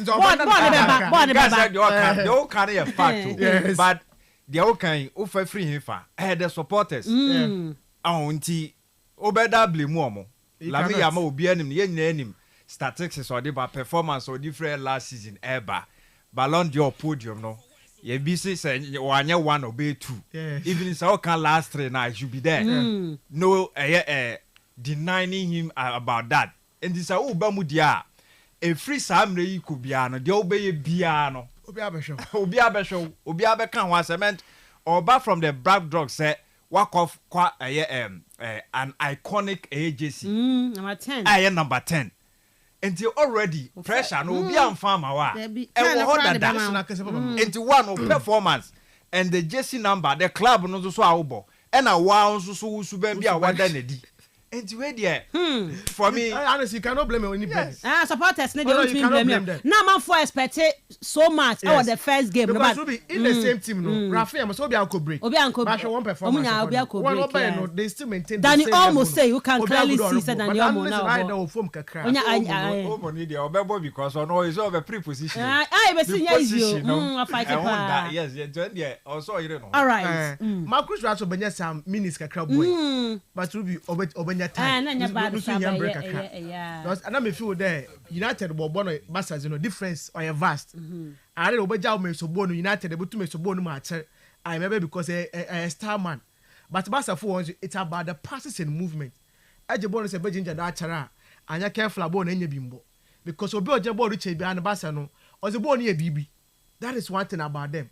It is saying that me imagine a ball do not so retreat so make moves now. Because Oriana end result most of the times we're positive or honum. Rafinha the same thing happens to him or honum. But Rashford and that man said I mean but I feel there I feel about that to a new environment. Yes, he wants to impress. I have a giddy spend in Yamrica 20 and now we're talking about woman. All right, Osman. Now on your bad or honor, but then the new guy back baby go honor, which is also good. Boosting the confidence. That's a Rooney Bios and one I cried or a good guy. Good. Not Bass and Yamakon cannot or Zamon. All right, Osman. This is Arsenal didn't crazy. Newcastle game, Arsenal we need by 3-2. Now it was just Saturday McKenna had it there. One of those games, last season Newcastle finished Arsenal will be crap. And in this particular game, Newcastle for watch first goal. Anthony Lanka began the first goal. Yeah, that boy, yeah. And I couldn't wait for a watch goal. One support was through a counter. And one time, make sure Arsenal team win there. They need to make sure they're improving their right backs and the left backs now. In terms of the defending, they should be able to do it. And make sure game. Now, compare Arsenal team to Chelsea. One thing about Chelsea team in there, they're able to look at the opposition play. They won't allow you to play with best game too many more. But make sure that scatter was not way impossible not that show. But for us teams I actually wanna walk against any opponent be now. But we game game, the best team should win. And that is one time if that next season it shouldn't happen. And more opponents anybody saying that's why a very physical adapt a new system. So a counter possessive team adapt a system about blocking there what I enjoy in the game, But then again too, you also give them the confidence there. I can't wait see what father will consider first goal. They grew so stronger back into the game you build. So the mentality about what team that's one thing we hear power on them. Because last season, one thing I make sure about the team in there. So we'll consider the goal pet. Now I don't want to bomb webu. Okay. But this time round, I can't wait for that goal no but obwa. All right. Can become Merino. Go no too much. I mean, say me kunde my yimi kun Arsenal. My yimi kun on that Facebook. Me kunani. Me kunani or just wala. When you didn't. Yes. When no back on Merino no. I said, why Tibom, now the bomb come now, was also one that's what corn bonds now. But this guy, Barubi, me feel there, Marino, no, Ateta shouldn't even bother there. Up on the Mayford now, man, my hobby. I'm calling him. On more rice, no honor. I've taken Asna, me Jinas Nature, and then there. Martins will be mentioned. What name I do my year? And I'm last time I'm reckoning. You see, but FKK can support the brother still now will feel a party. But compare two way now. You see the reason why they went. Zubimendi is the guy. Zubi. Very mobile. Spain national team now to me say Zubimendi no. You know. FKK. Me so oni born it doesn't matter. Oni born. No, it doesn't matter. Same way na you come in some way. Yes, don't know in your time, but you need to. But when what was said to him. So now wow. Pass from some cases with men in Bonobo. It's a long way to go. Long way, no. Be a pre-season or boy, but okay. Say and win tina party. Watch now. I'm even judging him on the fact that I've watched him in the Spanish national team. Winning even the Euros, a very good player. Very good. Only Asma Kwani man, I don't know. Me can't like Nenia Jane of Keke. I'm talking about the fact that On the Premier League and you didn't, and I've seen that and you didn't that aggression, no. On the plus compared to Merino, now so no yeah a better. But guy when physicality is near you didn't, I believe that he can play in the Premier League. You know, that's what I'm trying to say. Yeah.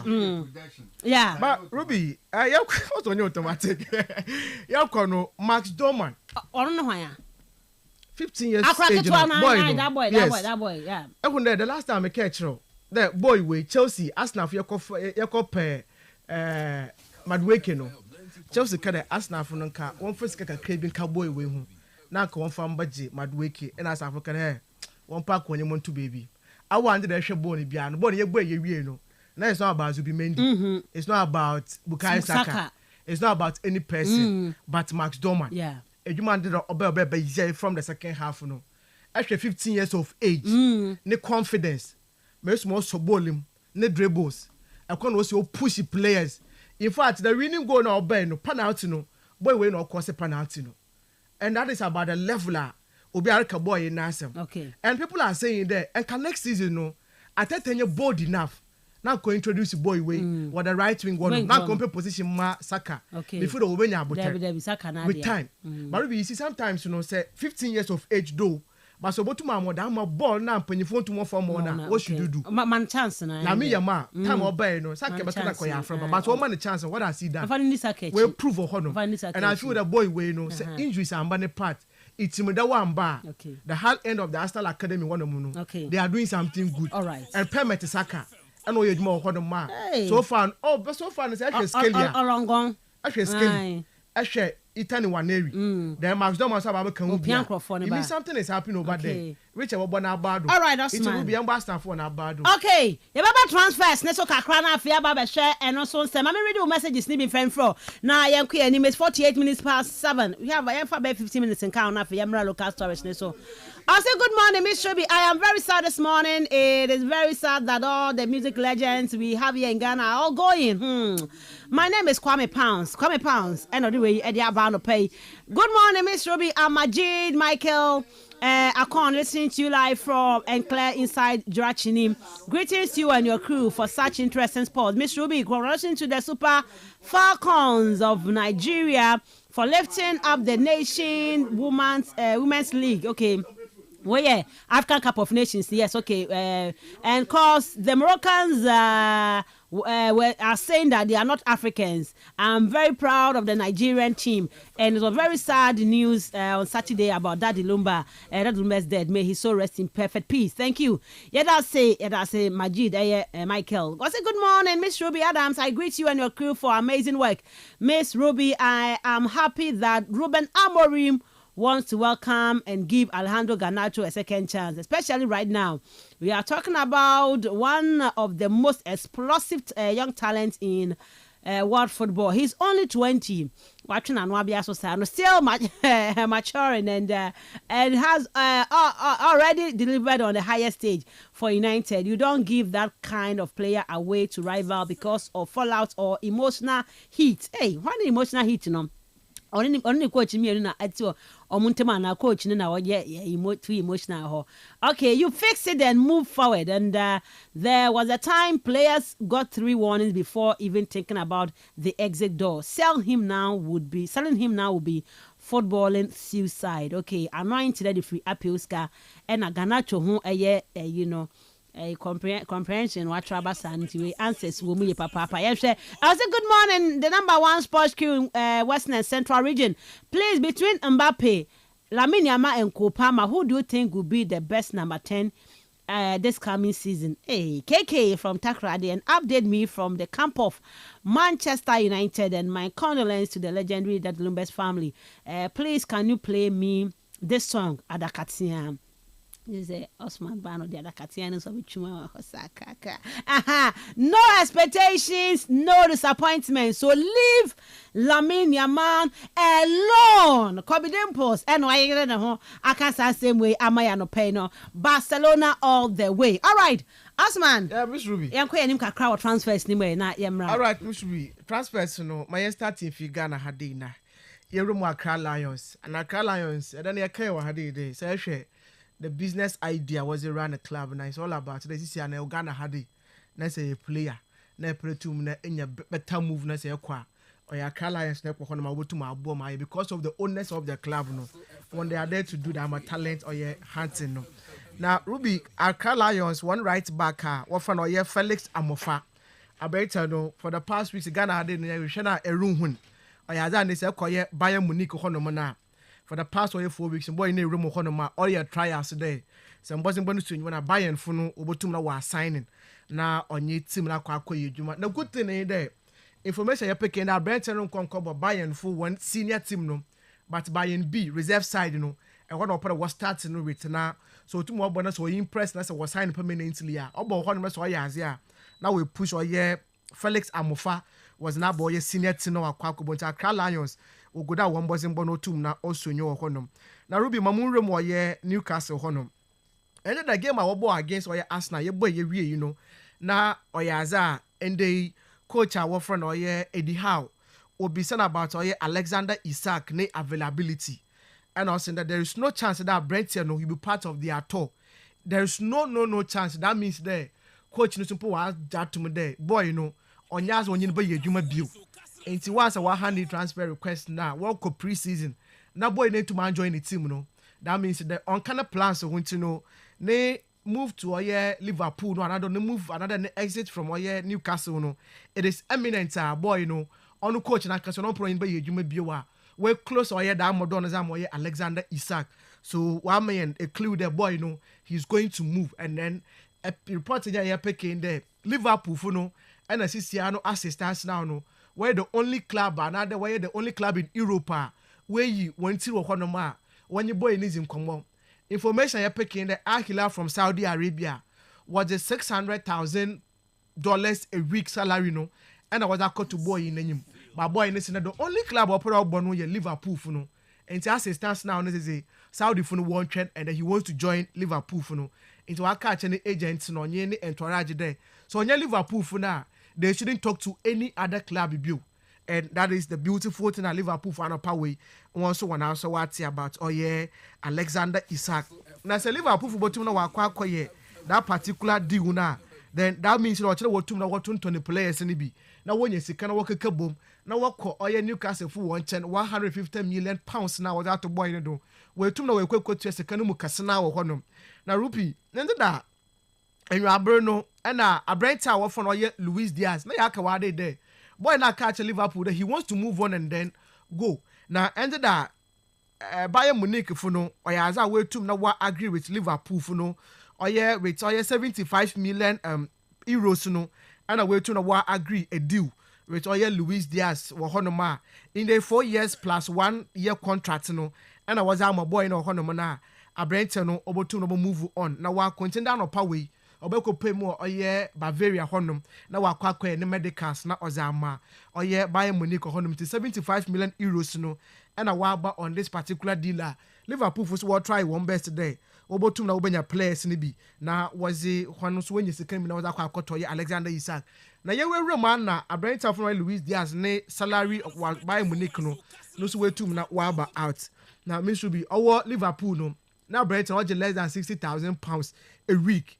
But when you can say in the Sequoia Bayern Munich one na in the per week biano, Luis Diaz or budget 269,231,000 euros and a Luis Diaz domestic way and obedient gunukotekum or cheddar by 7 times more than what not yet Liverpool one mono into a year biano about 40 million euros no and obedient gunukotekum into baby and joa echo baby a ebenya ska honum bosumi bia so about no say ekwana account ma obenya 1 million euros no and obeja ozebeko fie and that is about football.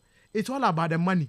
It's what Liverpool one money yes obeji trophies but at the end of the day so rukofia abesika na ozebeko less than 60,000 pounds but oko Bayern Munich is actually secretary there was say was more Luis Diaz na that tells you that it's all about the money for the players no and the Bayern Munich are kwano sumpo no the left wing one no obekwanya a starting bet or honum because I Liverpool team na in terms of performance and kasa dey Abraham numbers no ya as o tum na owo in the urban we tum na waba conquer waba the Champions League mboze mbo tum aso enyiwa why not no tum no move nko Bayern Munich no nko pesket no or good news no ɛna wakɔ Zama Brenta of no ye Luis Diaz or Honum until Liverpool funu wo guda once wo pesi kanibi na wada akɔ pɛ ye Alexander Isak that one in next no so no one by some and yaka wade there next season 100% guarantee there on Liverpool team no Liverpool funu wo guda wo hwɛ Siltes there one brother that one in next no one first kamba mbafa Brenta one first kanibi mbom na one call ye Newcastle nkɔ for ye Alexander Isak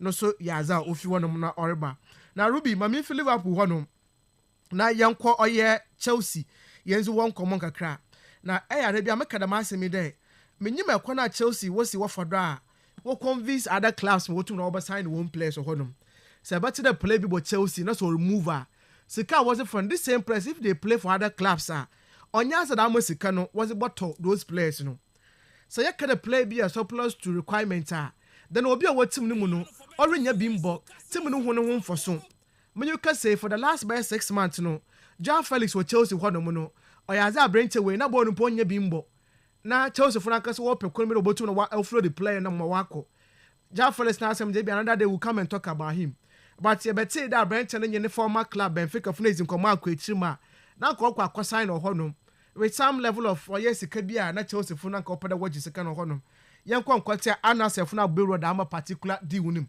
na Ruby yekọ wi ekyir no oyaza close to 55 million pounds no na anasef no wokotua was am Chelsea wo hono na me bisa mo de na boy we abobo na wabo abazi poti na ma Chelsea in this or remove akwa ocha anasef kotua da musika no hono but sometimes in football it's about how a player who player as the am premium no to players no do it's unlike Manchester United shakona wo si wo for that players a wo pere wo je won kono was aye one in the clubs pontum na won ho wo bompa wo mbeto the same amount na United for boy hwe no but Chelsea has a way what's the for that Washington one players and they get the best out of those players no in terms of one transfers no it's Abranta wo for no Joao Felix no we ko pay mo anasef one training camp wo Austria hono and that bibia ya se that Abranta no say oyaza oba sign the contract 2 years no or that mo anasef no na ya pick information there Cristiano Ronaldo yaza da mo contract we no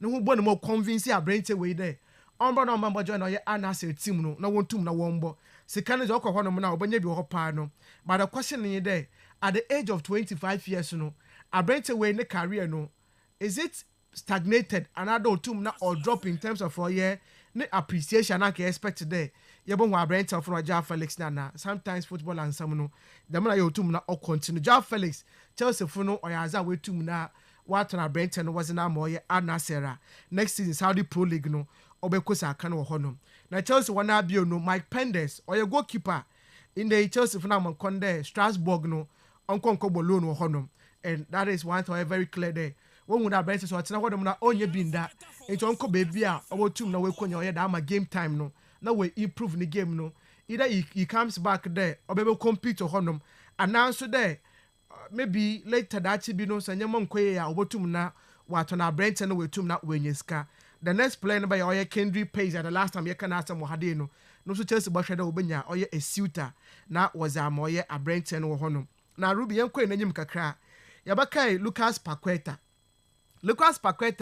2 seasons ago na Manchester City was almost about 80 million pounds no and was akwa to Oye boy we do the opada was akwa sign hono wan chere bia na ye be better that am a betting scandal no wa akwa dem Abranta where he was under investigation.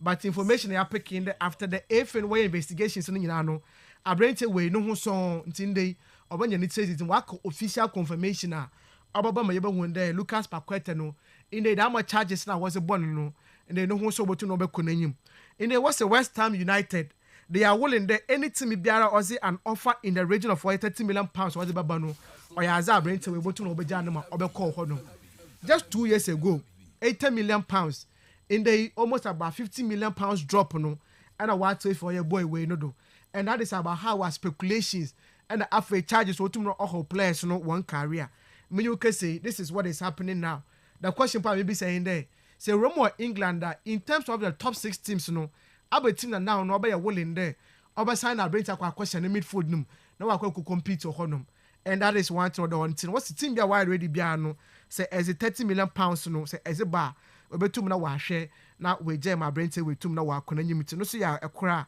ofi honom na oreba Ruby mamuro mo Newcastle go bi on yenzin komo the exit of Alexander Isak no it is eminent obeko Newcastle for so be another striker last time they the Benjamin Sesko oyaza Newcastle for no we room honom man so was abrante no komo but in day I can confirm it there situation is very positive osi mo ye Newcastle for there boy no was a project kwekotu n'anyim no ohwe mu no waja atum na ma wakan there oban the personal or your dealings na abrante botum obaka ni sikasem the length of the contract no and other conditionalities that will go in the contract no oji to mupe then the next move no by the Newcastle and onye afi RB Leipzig ko botum obehia na obezin komo for ye Benjamin Sesko ntino there is a positive news on that score no so tum na orba ma yenwura mu Spain kakra na yenzi awon so komo ewura mu Spain na Mishrubi abrante awon for no ye Rodrigo Goes yes no komo wa hade insem bebre na waka wa for ye abrante no ho na no pa we amanyu kese in the what's Real Madrid for the asking price first time can pay more than 90 million no what's in the second way to may reduce in the day club wise so be say but when you tine for man they would negotiate with you less than 90 million euros no as a bar obotum na wa hwe na Rodrigo Goes no we to now we move on yes so that means yes on cap plans no it is now very clear that Benton on cap plans no Rodrigo no dey na married for na enka ne plan no person call agents na person no onyanko be stay sa ho onyanko be stay that one 5 position but actually pre-season makes my coach no onye ne boy na makes my coach nyina so move no so for baby for fra obotum na wa boy ya Benton ankasa but Evangelos Maranakis papa no watch there open the business not tasi onimie and America the last time not threaten Tottenham there obesi on wo court and fast forward one number 10 penny player aba sign player contact enya hwe akwa sign player but okowie why is smart on your Benton agree on a new deal 2 years and boy no so why we paid am fake na club no was am no sana advance for pay ade abusu advance for penny papa advance penny dey penny na loyalty kura nim ai nipa untua ne kaye when on all extend it no be papa be dey free ma ba na anya say bia kwata saa na o show loyalty saa hwe no as for it abrete na kopra Tottenham Hotspur in fact we agree be biawie but later na adeno kwa ban dem no feel there on fit team no abra issues wo ho debi it opera check am loyalty and I was sign it because we feel that's what now they can get money of course and that is one time very clear right. 2 years no was sign that more year not my hand fancy now the business no full and full so akwa staff won cheni bi Reece Nelson so last no ko bolo no kakra ho no was we impress one or product was chance when you rent any bi on loan now ka bia da achi bi no why deal no permanent but as staff so share there also they need to sign new players obey they need to clear some of them no when you sika wakwa to be until there was option now call but it's now between Arsenal from there when you crab agree on a permanent deal. That is what Arsenal is looking for as it stands now. All right. It's not you about make some deal no obetum no obeko. So these are some of the few news or but imagine Saliba after Newcastle game no we'll be saying about contract extension. Also he's very happy at Arsenal. Now also in due time no all Yankopon ne pair oba sign or ye new deal. It's also and hopefully soon God is great. As more Kenyan. So that means the contract extension no. About na was sign Madrid for na was no. When you with William Saliba. All right. Number from us now. Middle salesman Devenga say I want to hear from those hard supporters who said Kaiser Chiefs are not serious for inviting Kodoko, and that Kodoko will lose by 5-0. Russell and I was okay. I say it's a very big mistake to judge a player during preseason. Lamine Yamal to the whole we are say Cobiden post. I the chair doing say be here time because no free break aba. But Romo do kan omonti and the omonti no. Cobiden post ja o momo be jaji the sisi and jaji. Omo so be here time no on your time. What about Joao Felix? Ya kan wasem.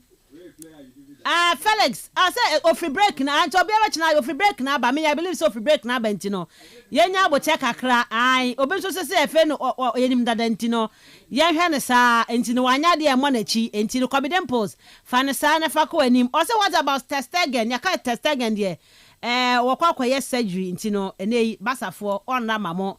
Or say Len Kodoko has retrieved the World Championship League trophy from Chelsea, or they just won a friendly match. Hey, Uncle Paul, what dear wo?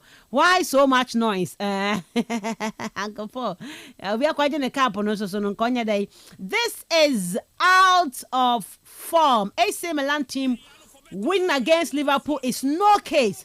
AC Milan wants their fans to have faith in them once again. That is why we allow them to win. Still, EPL and UCL is for us. Please, how is Alonso doing? Alonso Mudia here. Madrid Alonso. No, yeah. Update on Donnarumma transfer. Okwa hefa. PSG Donnarumma no okwa. Okay. All right, FKK. Quick one. I'm not a man game no eba so England man wini. Back to back. Omaji di esi omana asuna. Yemrefi. Yeah, quick then yes Spain for no. And I say England for now, but so for me I felt say Spain for no almost started as favorite, which indeed quite more fast so dominate even the whole procedure and almost dominate bit of first second half no dominate kind of first half there it was all about the Spaniard side, just that at the back where they be a kind of say football we know chances now mixing it out Bessa back na Baba Ben Hatil clearly and no idea koi and echo hand Spain for no and putting all together no England for no a year almost strength mutin say possession the intimi any Spain for no and conquer and you rely on the counter breaks now Bonnie and Saka now yetimi etrumi kabibre into sha or malatras the likes of Alex Greenwood, Lucy Bronze, normal Etumika, Ebeka, the likes of Hemp, and so Lauren James, and probably no boy and ten or honum, then tune, and so Emma Nathan said, well, middle of the park and the England for the Tomujai possession of Bebre, Emma Spain for Celebea, almost Spain for so a bird more, a normal defenders and wings and all about the home.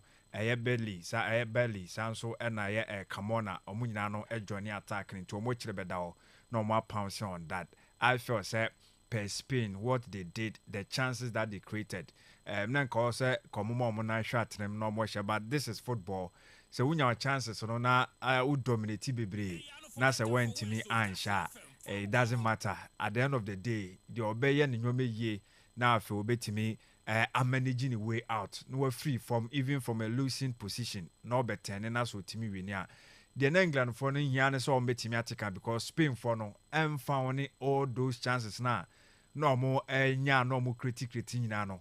Nen shada enya de ye hu bia na hete Hannah Hampton bebre because o make a lot of saves there but how precise and even the shot and also the power behind those balls said na a city for me almost shot to almost self and also almost fault of themselves and no echo head to the second half changes na by and no share Mamia fairness arena Redman they be any changes in the bar na almost building upon that na kakra bones some momentum no more answer can't and said and yamo say James and your first half no and to show or then whoever Baby replacing yeah, in the first Kelly, that is Kelly yes, yeah, Kelly. or buy no stability no and so still never saw much onto sa 57th minute I think said that cross we shall be a free buy any how ababawa your friend Alicia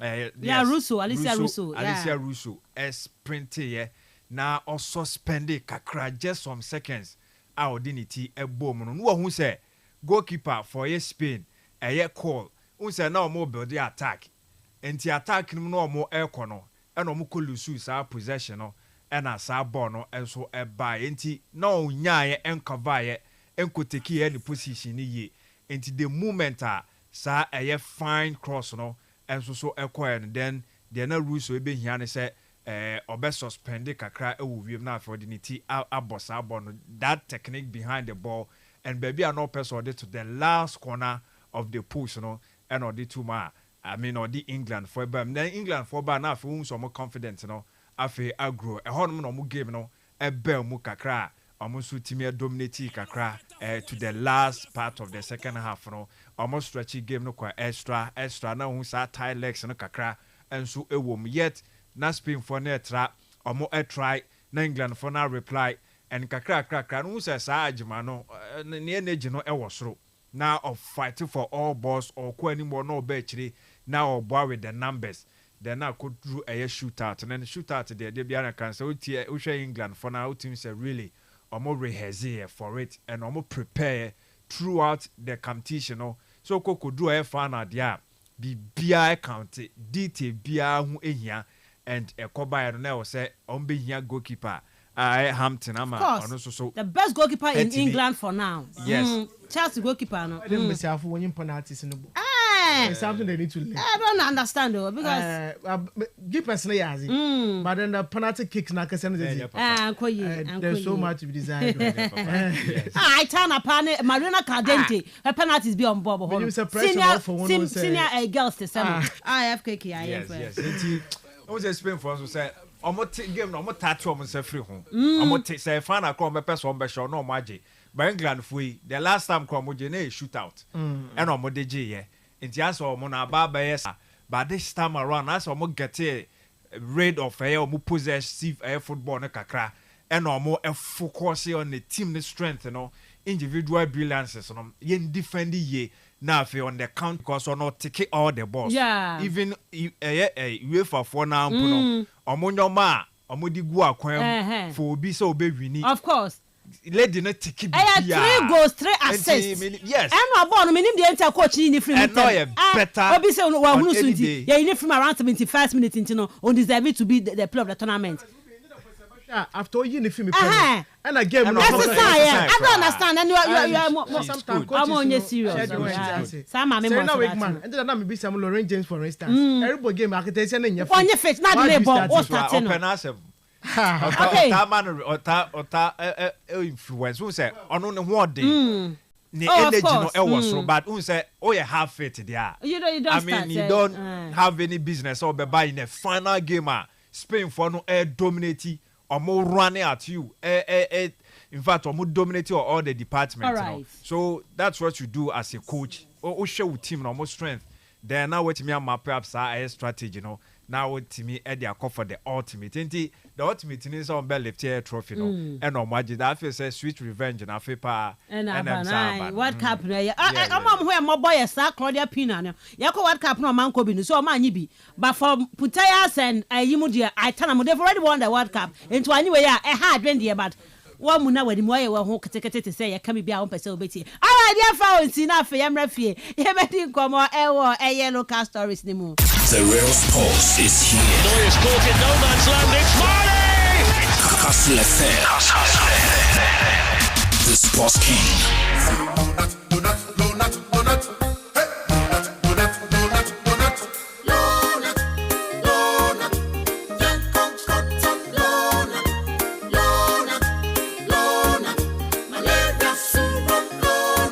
Everybody follow not sa malaria. A 3DC you not now. Malaria chill. Popo. What do you do? I want you. No not. A dabako. No not. A damien no. No not. A damien sa. No not. No not. Scatter malaria. Lonat ide scatter malaria. A quality product from Blaze GVS Pharma. Yenshishemu hu se malaria wo mujum ansana wa Kastle malaria no daso wo ho a ko hu doctor. This advert is FDA approved. De biara da every 1st July ekosi 31st July there. Betway ma kwanhwon ko a wo so benya achede ahodo bebre a anosom 9 million Ghana cedi. I was scratch and win akwanya no. Twa bet I was sports ana casino. Na nya de biara da scratch card a wo di benya akwanya win cash. Wo dey spinning yes am free flight. Eni ne keka hu bebre. Betway ko na wo benya no. Nya akwanya dodo na wo betway.com.gh. Kai say enchesha kakra ho. Gaming Commission of Ghana Sashas here. Bet in nyansemu. Woni the real sports is here. Noyes caught in no man's land. It's Marley!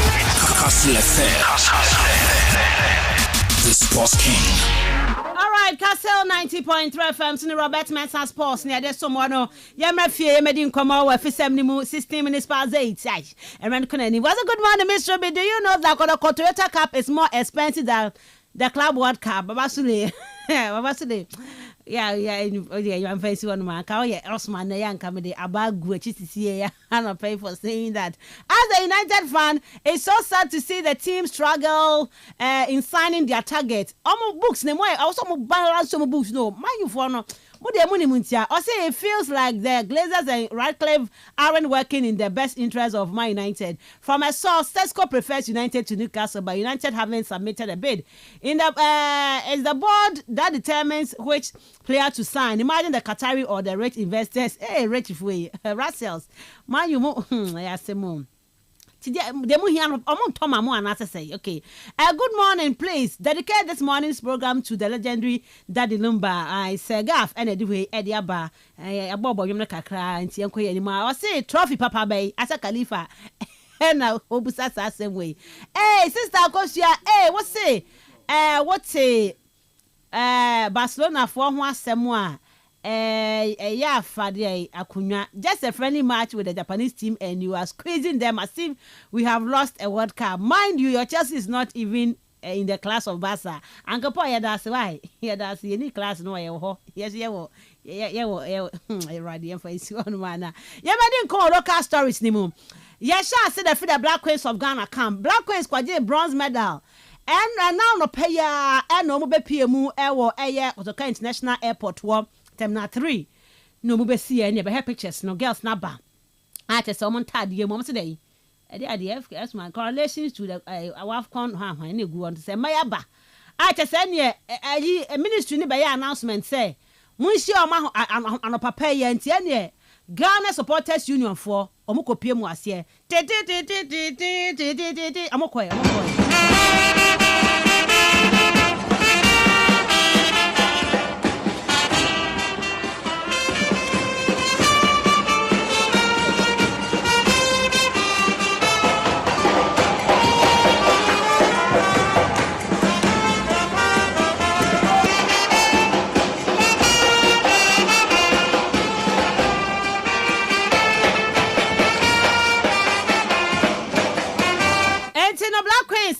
and I said,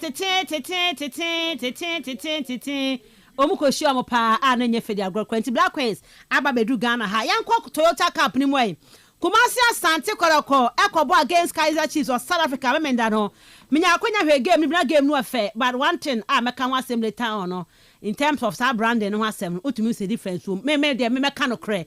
We are conforming Jesse quality, no shower. Why got a quadrass to Subina? Or they made them kind of made them who said difference won't punk from Jesse no quality no ho, kama. The Koloko line up near Muhammad Kamara, Samba O'Neill, Kwame Poku, Hillary Adabo State, Emmanuel M. Chibobi, Henry Ansu, Patrick Asiedu, Albert Amoa, Seth Kojo, Lord Amoa, and Afe Peter Amidu. Na FKK. Press last time can't say, press last time can't say to place no. Omo pa. Or some hofe place ne hofe, you know. Men can't show, you know. Or not only more, but the guys ne hofe, hofe, men can't show no pay to about some hofe. And you know, Holocofon, game no. Na game no dear. Referee no di game no ko o wi akotokofo. Wo wiompa penalty. Ana Kamara chase or be jibo no tebo no to ho. Ye wi akọ penalty so a. Keeper yi we pia fila yi so. Referee say linesman no hwe ti ho a. Otumu say the higher radio so anya hwe. Say wa unim say South Africa for mo ti shape bi. Na the teenage style ba akubi pa to me say enya easy. Omo ni be jam ko be wi akotokofo ba ni akotokofo di nkunim. Karim Dito Kodoko coach after so mo di nkunim no omo je cap no okasa fa ho kakra. We coming down here, you know, it's like just coming to pre-season. So at the end of the day, I felt when we are able to win this cup, it also add some importance to the club Asante Kotoko.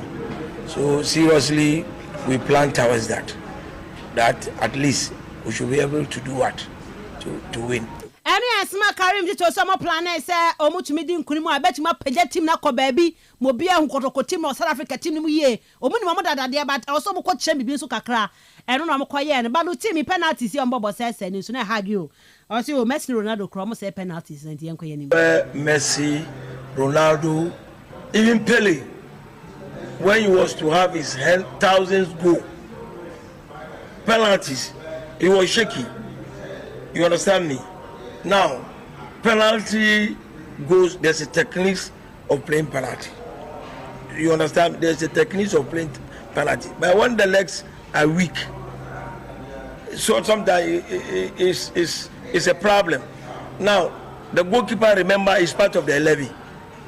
He's part of the 11 players that were playing. And he's in because of that.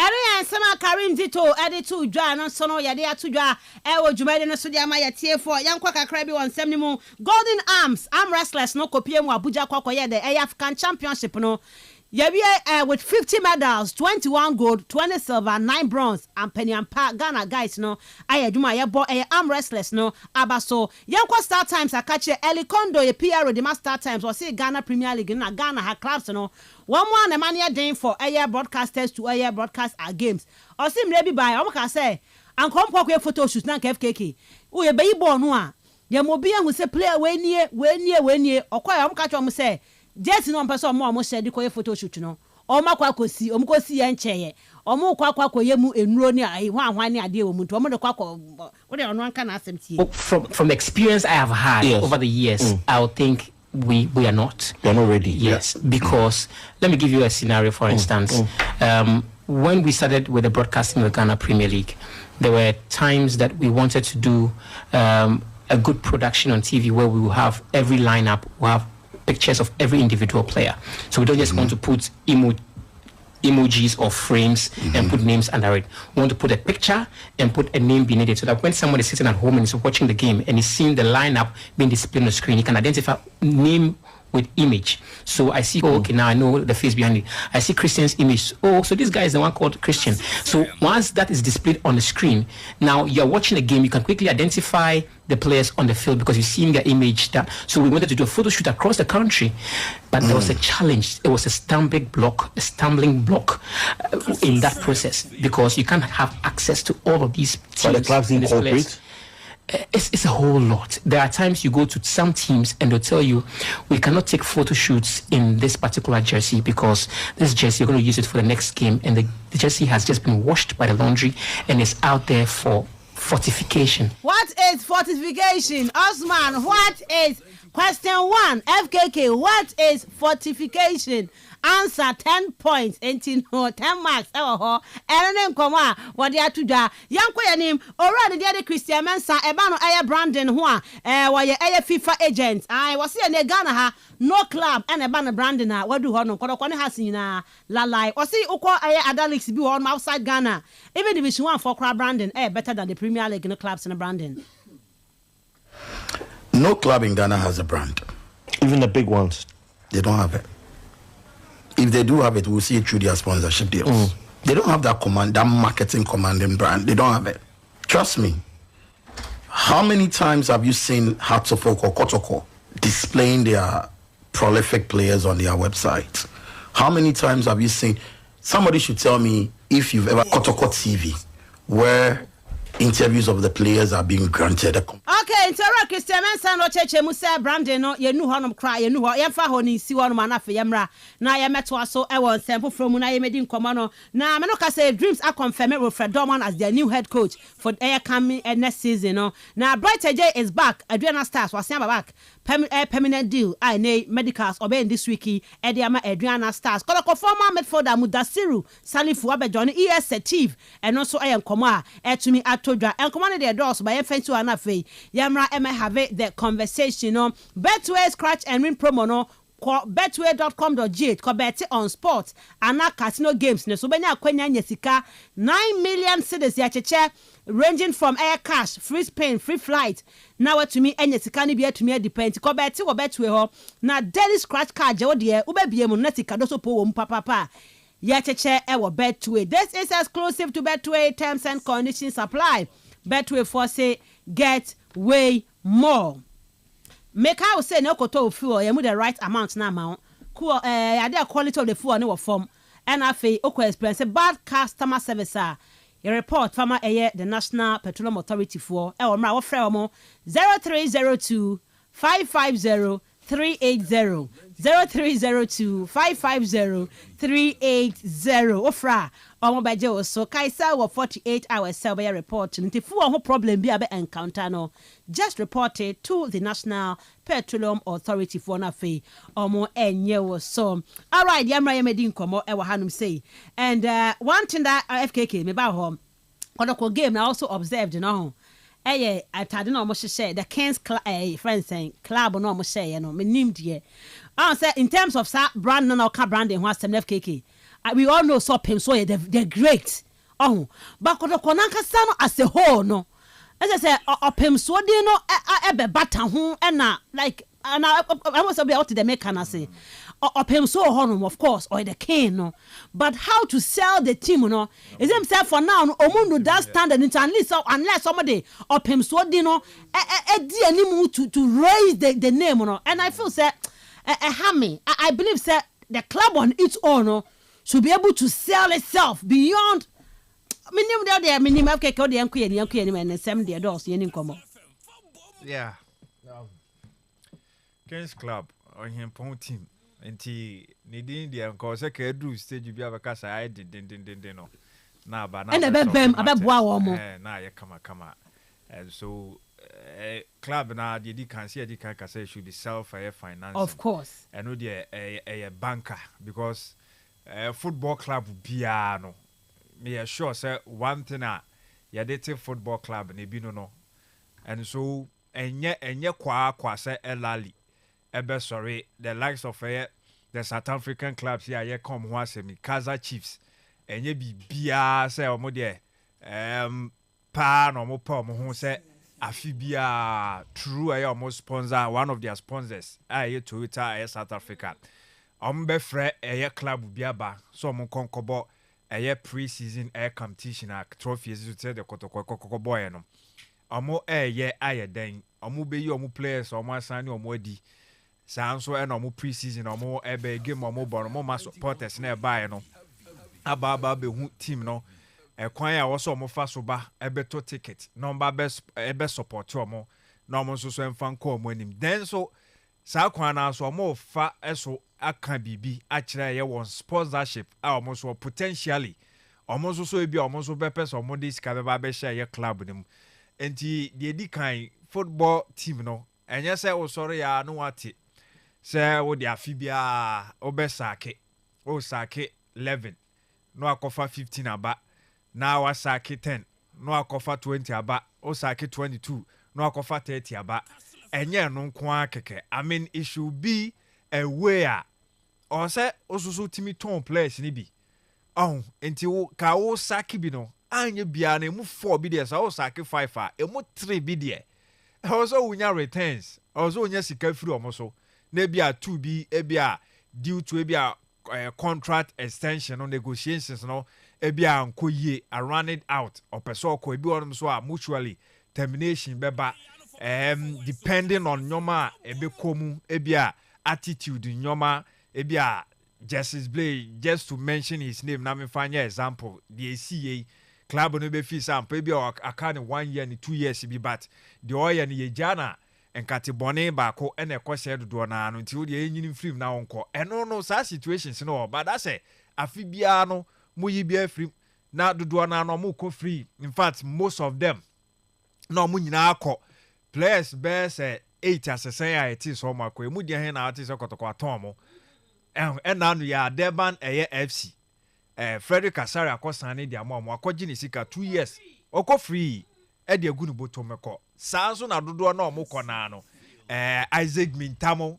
so Isaac Mintamo say omo ba January no mo enti omo no omukọ as what Samson Eduku okojo ni beer go start free meanwhile sa 6 months or so na obesan otu omuka o sign no fi omo ba as free agent omo bibi enti ya say bad business on omo ye and a car can't be room a kind of do na wom sa chede but still in the history no oko car for no na se wo hwehwema omo magye double no mudin eka ho am wo honom eno nda nchen ba ne se club bi e free any mamu ahun ebia within Ghana no free onko amonone enko sani players bi mra mutimi ekokokoye ene no mpo ye one way a clubs no mpo mo Africa hanom no omo ye empo di nya sika di free ho and me kai samba enyo mo the last time be sane eye Augustine Okran Simba Simba yes and omo yi na di no sika omo nya free no mo no and I am ritual aya ade bia omo eye said the bia no mo consign player bia outside hold the de omo ye but obi free outside ayo omo kuro no mo eba omo ye ne big and supporters ne eto jerseys no enyanya sika Ghana de but ha no ye ntimi nya ne sa entini nyina so ka branding ho and na ye kan your top players no ye by ye had the mpanyifo no ye ton wo you don't see the play hype players no ya man so sia konkon wa the game no sia konkon kra afse wa bra coach wo Africa coach no se mototo no ka Kamara o save penalties no goalkeeper no ono e no se e wom se o ye there but e ba ni say at say that time Chelsea mo history monje Champions League Abramovich ade na ya constance ni akwa no I mean emfa kwam and it doesn't happen in sisa ebia no kra de makọ akiri ebia o ba akiri ama ompo mo ben ye bench wonom no it doesn't akọ akiri no the head coach no e no mo be fa no kana ha the players and coaches ni oh ti ye ton club administrators no chain won any more any more chain players no chrome had any players no I imagine they say o sorry na obodin e okotokwa na pinkra oyo hini na wa ba be she me dey me feel say fa baby no I say so wo hwe kotoko history na ebi mu free outside in chen ya ba ebia na said na club ni nsusuye no omo anya because say wo hwe adakojachi project ye honum na eye dayeso e ba ya cho eteki how many years and son KK Sapon Dr. KK Sapon eba be shas but Herbert Mensah over 98 99 no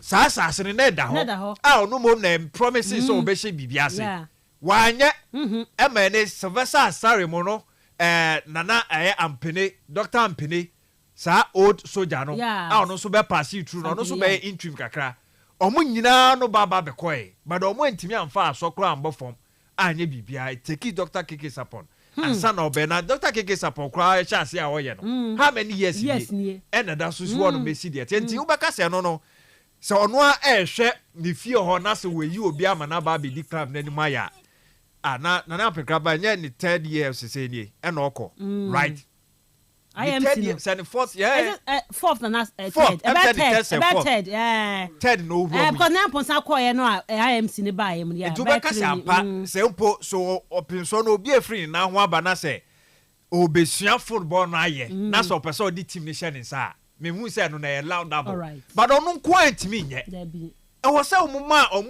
omu nim ye no e surround no ntia bia decision take making no ye take sad decision ABC no ohwe na se emboa going forward no then ebia no obetimi e de na asimu kakra but for the larger picture ne there okay I was say obi mo ti said that so bremo consistently omo ye closer to the club and yes or serve club no outside Ghana not CAF oh yeah the core the mandatory duty no now or Sunday I mean attention be divided all right that's okay branding in there so all link na so the can or more country no mutu na me sure so mo anu so mo ko different they bia no mo kosua bi say Egypt o mo ko bia Morocco o mo akwa Algeria o mo akwa bia akwa other countries no mo akwa na o mo akwa US o mo tutu kwan ni bia but na dia wo ko ba be ka say South Africans ya ye ko ya ye say ye ko build this business relationship enye football relationship nkwa no there be nkwan is the money aspect no nkwan na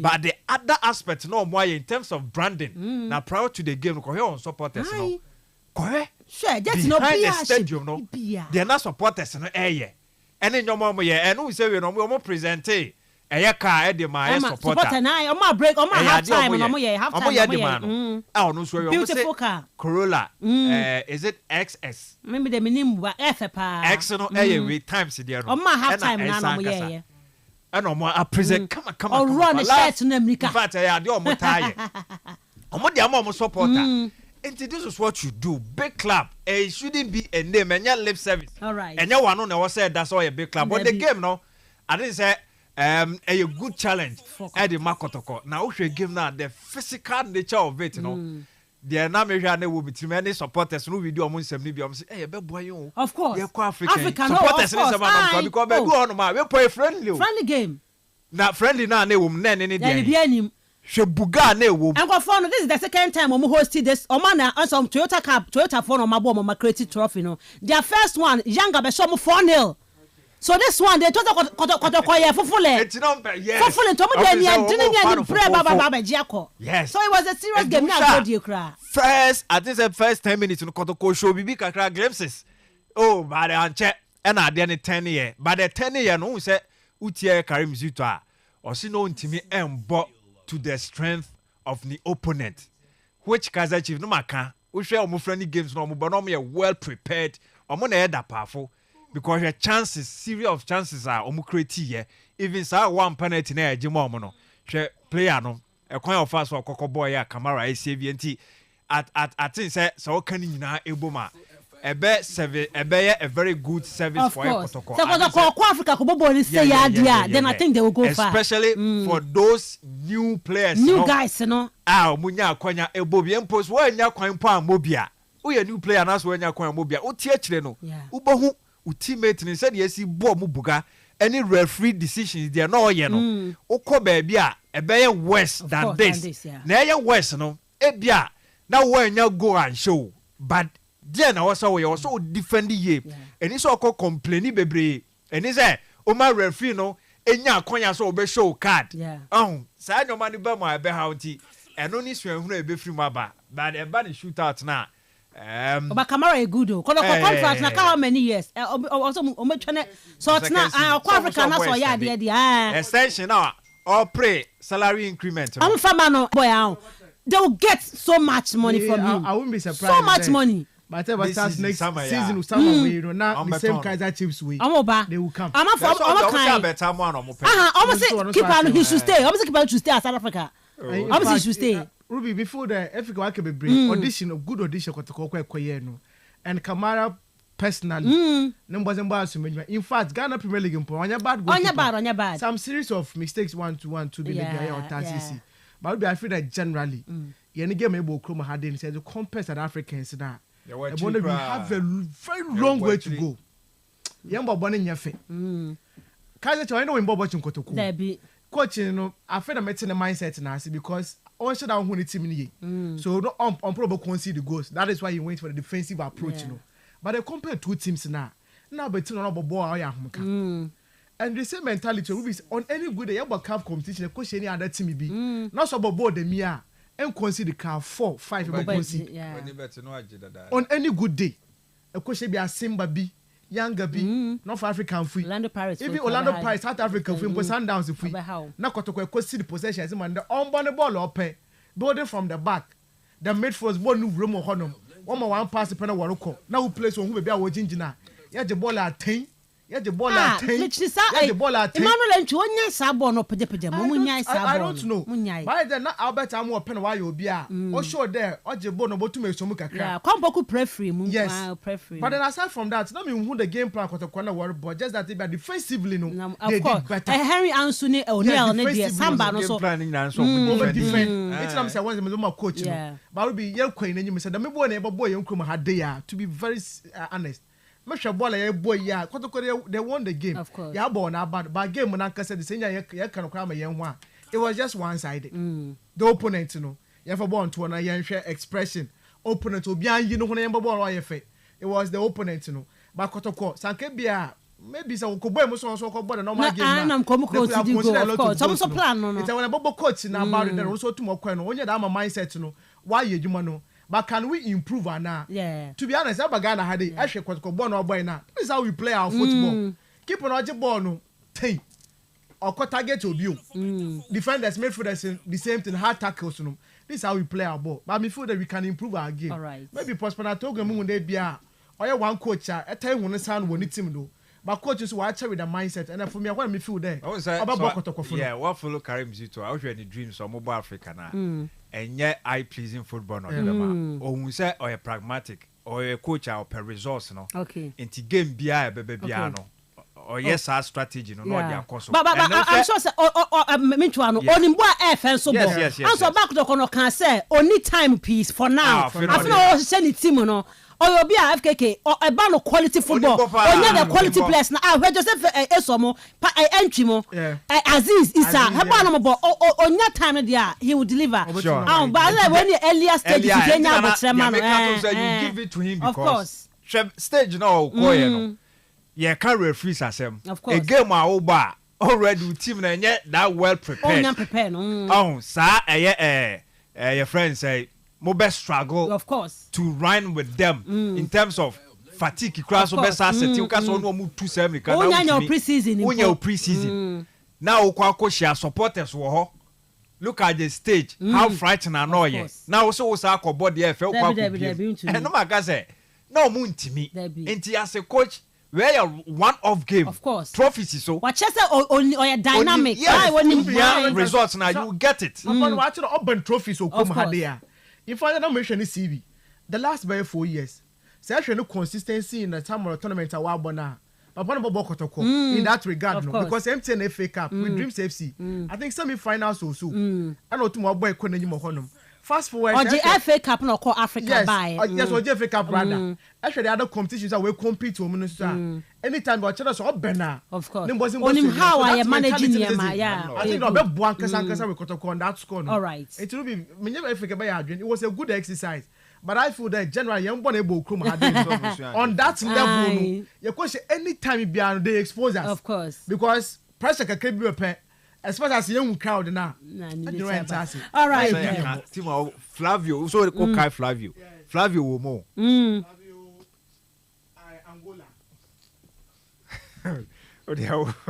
our big problem players yeah and that's almost so big problems so munya and so we tie to almost supporters in the after even the aftermath of the game someone we can almost say coach no so a problem because ebia of an pre-season and supporters in Tiasia to say the Hanon so say Tiasia no onko pre no ho enko throw in all the arsenals no eyen kakra and they feel say a moment for the no issues say was the sign no man so ye ni ya is it one player je Lipo odini birthday po yes almost say very good say coach you know enya sa confident you na so tama na consistent or be get sa results into almost so more issues and no call ma sounders for near if you Ashampa because creating your own cap not for 2 times in here unto me very bad Queens okay referee no God had supporters no aye oh no tell you to be you see you sometimes say one referee obey na me sure there wa boniti mo po there kwani bia do and sometimes someone abona said the emotions ni shame them na anya careful e ba ka ade bia on some fota I saw kotoko players who protesting goalkeeper Kamara I say into ball e da kwai we pay fulani mo jenyi mo ba chibo us we hu sagana hade ake betin some obese the penalty decision for instance from the glance at first me feel like penalty but upon second one when in fact listen one can I know what penalty you know ball e o me nya yentase o say bia or your rules and regulations unconfirm more but so with him the play winner you just do it and on the day no Kamara said there so team the ampa function upon akasa obey me 73 penalty no na say na goalkeepers one asem na ya karono win na asem one game watch 4 but you one game no o 73 and the regulation time come 4 FKK just to complete no kotoko for who say oh sign player and say signing bia what player be the open asem no akọ signing na bad it should be departmental thing into midfield no still who say omo issues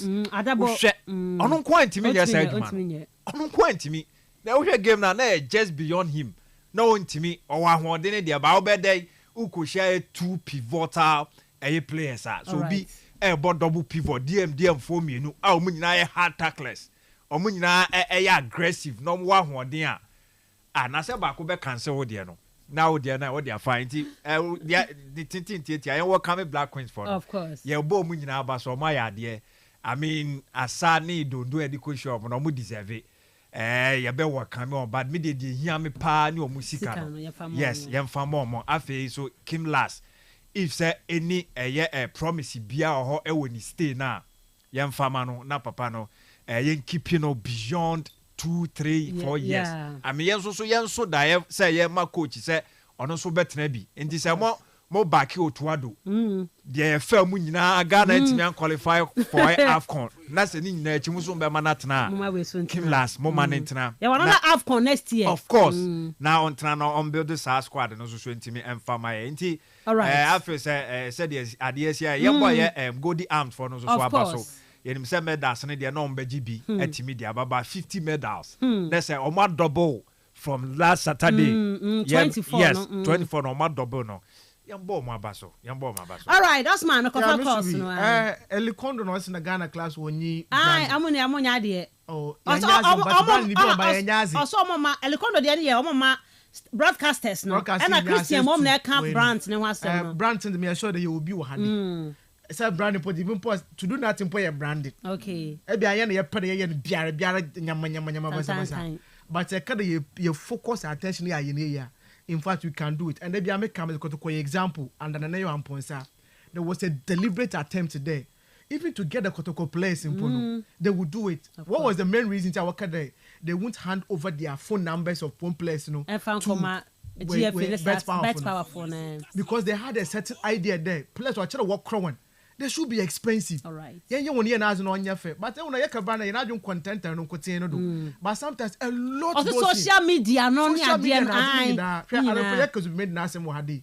Because it was a 5-star performance. Best when you to meet you what they know. One way the same thing. Of course. It's a play be another supported be a what you need to be posting Munya photo shoot. Be posting your players. Munya on it a go do. All right, that's man. Mama fa calls net here from us because in Pasha say bakoko phone na me phone line say just say ombachimo ha say 0244 408046 0244 408046 and 0244 408-354 0244 408-354 Friend for adventure ebra show ni subi mama pa cho ba ya ntientie me na foforo so entimi mra subi. Hello, good morning. Hello, good morning. Me pa cho din baby free and free. Fabulous. Correct champion. Correct champion. Number 1 I'm going to say. Okay, number 1 is you. This will be a done Makanchero. Makanchero there. Kotoko no waka today. Chelsea. Makanchero. Okay. Makebe ya lokoni ya kajaji ya Ghana. Last time I had to put what it up what about Ghana here. The year 2000. One championship in that 1 year. Someone okay and only one there 5 minutes. Kotoko why are they? Black Queens is why are they? Black Queens what about cats and one movie. No one's with this eye. Okay, me that say. Hello, good morning. Hello, Mr. Ruby. Me va cho din baby free and free. Masa kwa mini. Okay, Masa it's you. Na o te Saturday match no. O ka ko to bolu 3-1. Kan ko to after match mo dan branding. Hey, man can blind and say more. By cause you match by mama boss na branding. Oh, ma kan ho asem na ma kan dia ma kan results ne ho asem. You almost 2 years no. I had to see you. After the record of the embassy. So I just treat trophy and boy. Ampa. Yeah, ko ha ta I ka ber magic. Amonye she. 3. Yeah, so you come out and cry. Last 2 years has got 10 to Ghana. O go 10 to. Your bobo says go in here. All the time to other people go. Yeah, no want to go me that say. All right, yeah that say. Hello, good morning. Good morning, Miss Lily. Me ba cho din baby free and free. This is Jeba for you. Oh, Jeba for it you. Fabulous, the best. Fabulous. The greatest. Fabulous. The most thing. Miss Lily. Yeah. And that Saturday no. Let's get you nan come be chini ko changa ko. I think I say we lose 3-1. I miss Lily wa. Sunday the analysis no me you know. Yeah.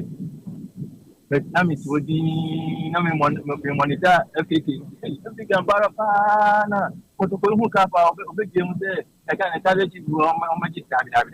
So we say about it. But yeah, you bring us to somebody because okay, Kata and African Yamakata. I would think for so Yamakata. I can't encourage you because I'm about what I'm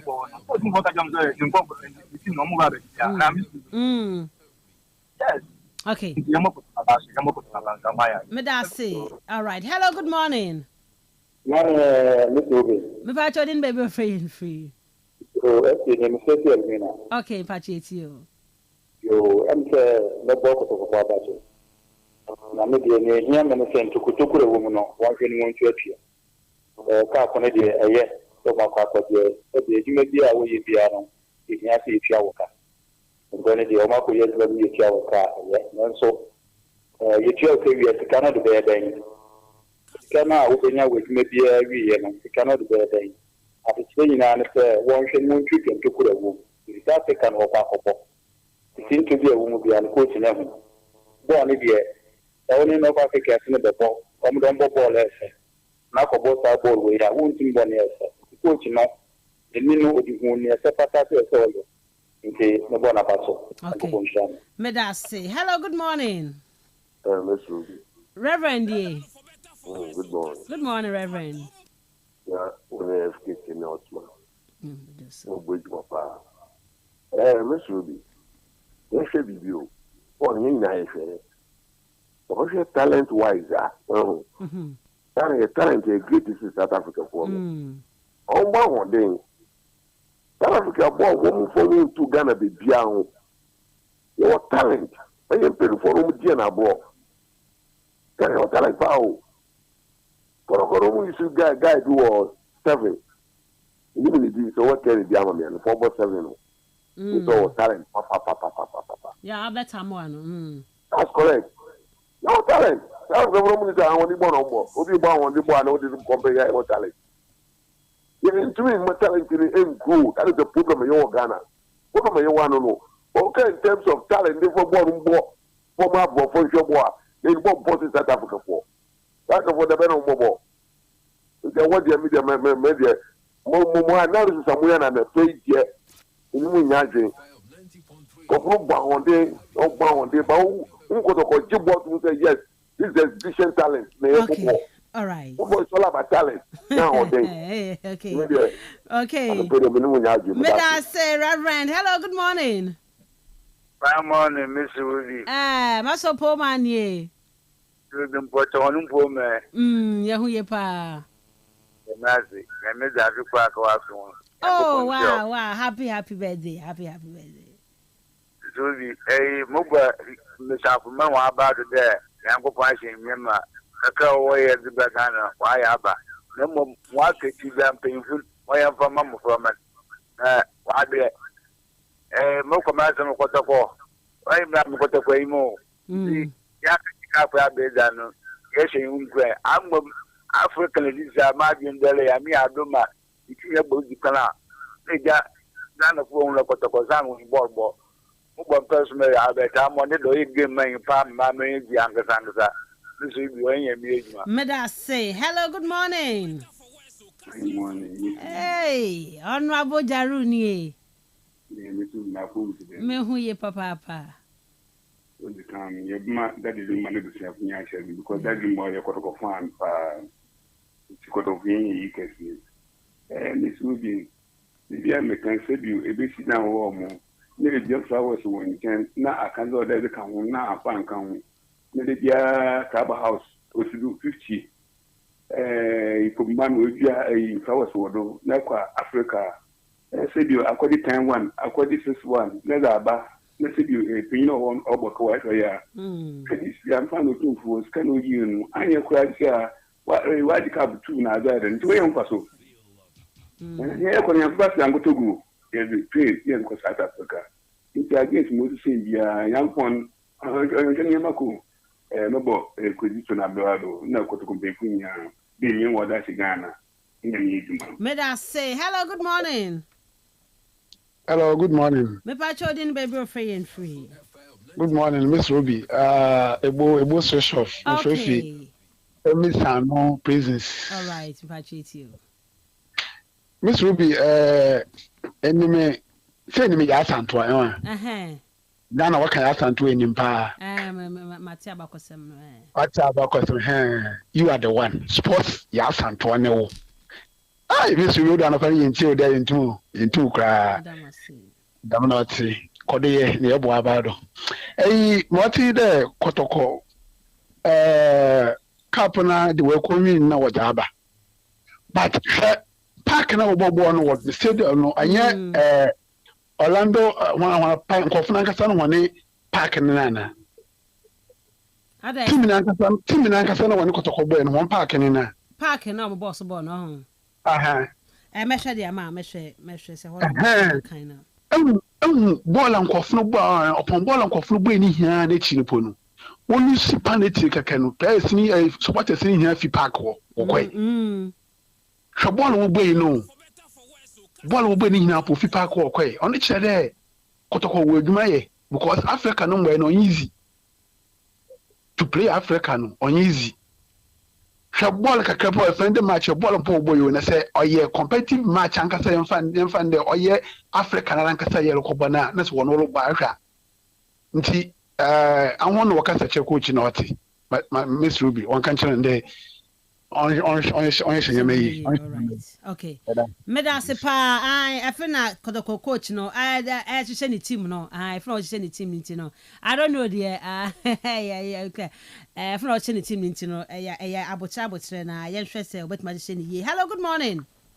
Good morning, Miss Ruby. Me patch in baby, I haven't had someone ye. Important, Miss Ruby. Yet you are no pay.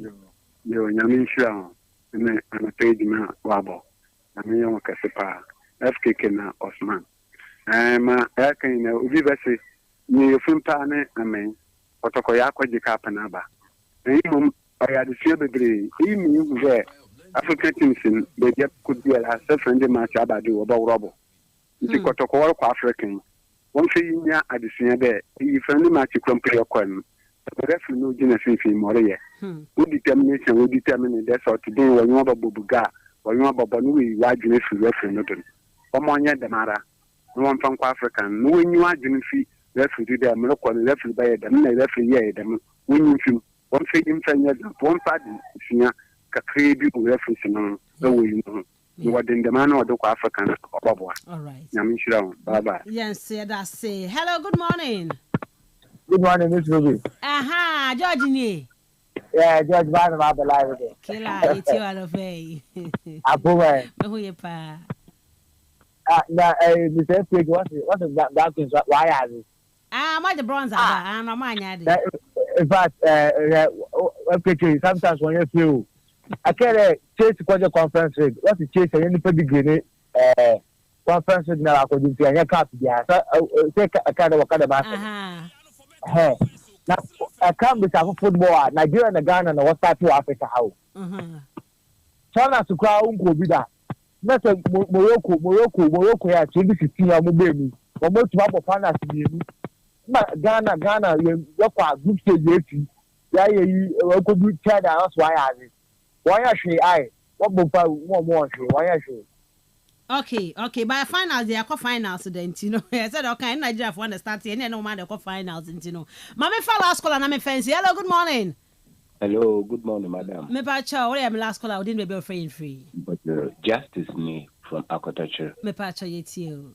Miss Ruben, pacha, man can't check what I found there. In your more here, new. Your more here, all the wires, the body you here. Now, Africa na work on. No, they will do contribute. What was the last time I could have Africa? The Confederation Cup and watch it. You share past 2 seasons now, 3 seasons. You share Dreams FC. Share review could be. Mediama could be. You impere oboko. No Kwakaji 6. Okwakaji 1 now. Share one recently. Togo here. Obey you on Fimoha. Did you sit up in here? I'm me okay. One share African. This is we are paying for you. FIFA Club World Cup review. The $4 million. If you would put about $10 million, all right, me that say, yeah, the Frenchman I see the show is see Red Hotel Case Club no Red Royal Hotel Royal Case Club for 5 to 16 years more friend na yeah for more join the Case Club no munko sunya de eni agro 9 to 2 p.m. ye share mu ewo meme de kan obosumi bia mu ewo Red Royal Hotel ye di agro sunya de educational games and competitions so cooking and baking or music drama public speaking activities career development and leadership skill sessions so birthday do so e did the ma registered members nti for abane bra half yearly membership no 270 and annual membership no 480 working per session 50 Ghana cedis awofo e be ye ma beba e ma 2 or more no ye ma 5% discount o ma aduane o mo drinks ahodo ni 20% discount at the amount ento bia fa de banemra 5 to 16 years for no no mo mehemu ensua de enjoy many for further enquiries call 0312 003 222 and 0501 672 908 Rage Royal Hotel richly inviting comfortably yo tiewe ye mame opeke bia rent here Kastle transport ubenya bi o de ko Cape Coast ya outside Cape Coast outside Central region bra ubenya cars papa with flexible terms arrente oba kastlefm hanoma obehu Kastle transport impenyi for ha free 0244 406 500 and I say 0552 490 241 or from penny 4 ebeje was so midin at the Miss Ruby Adams Osman and FKK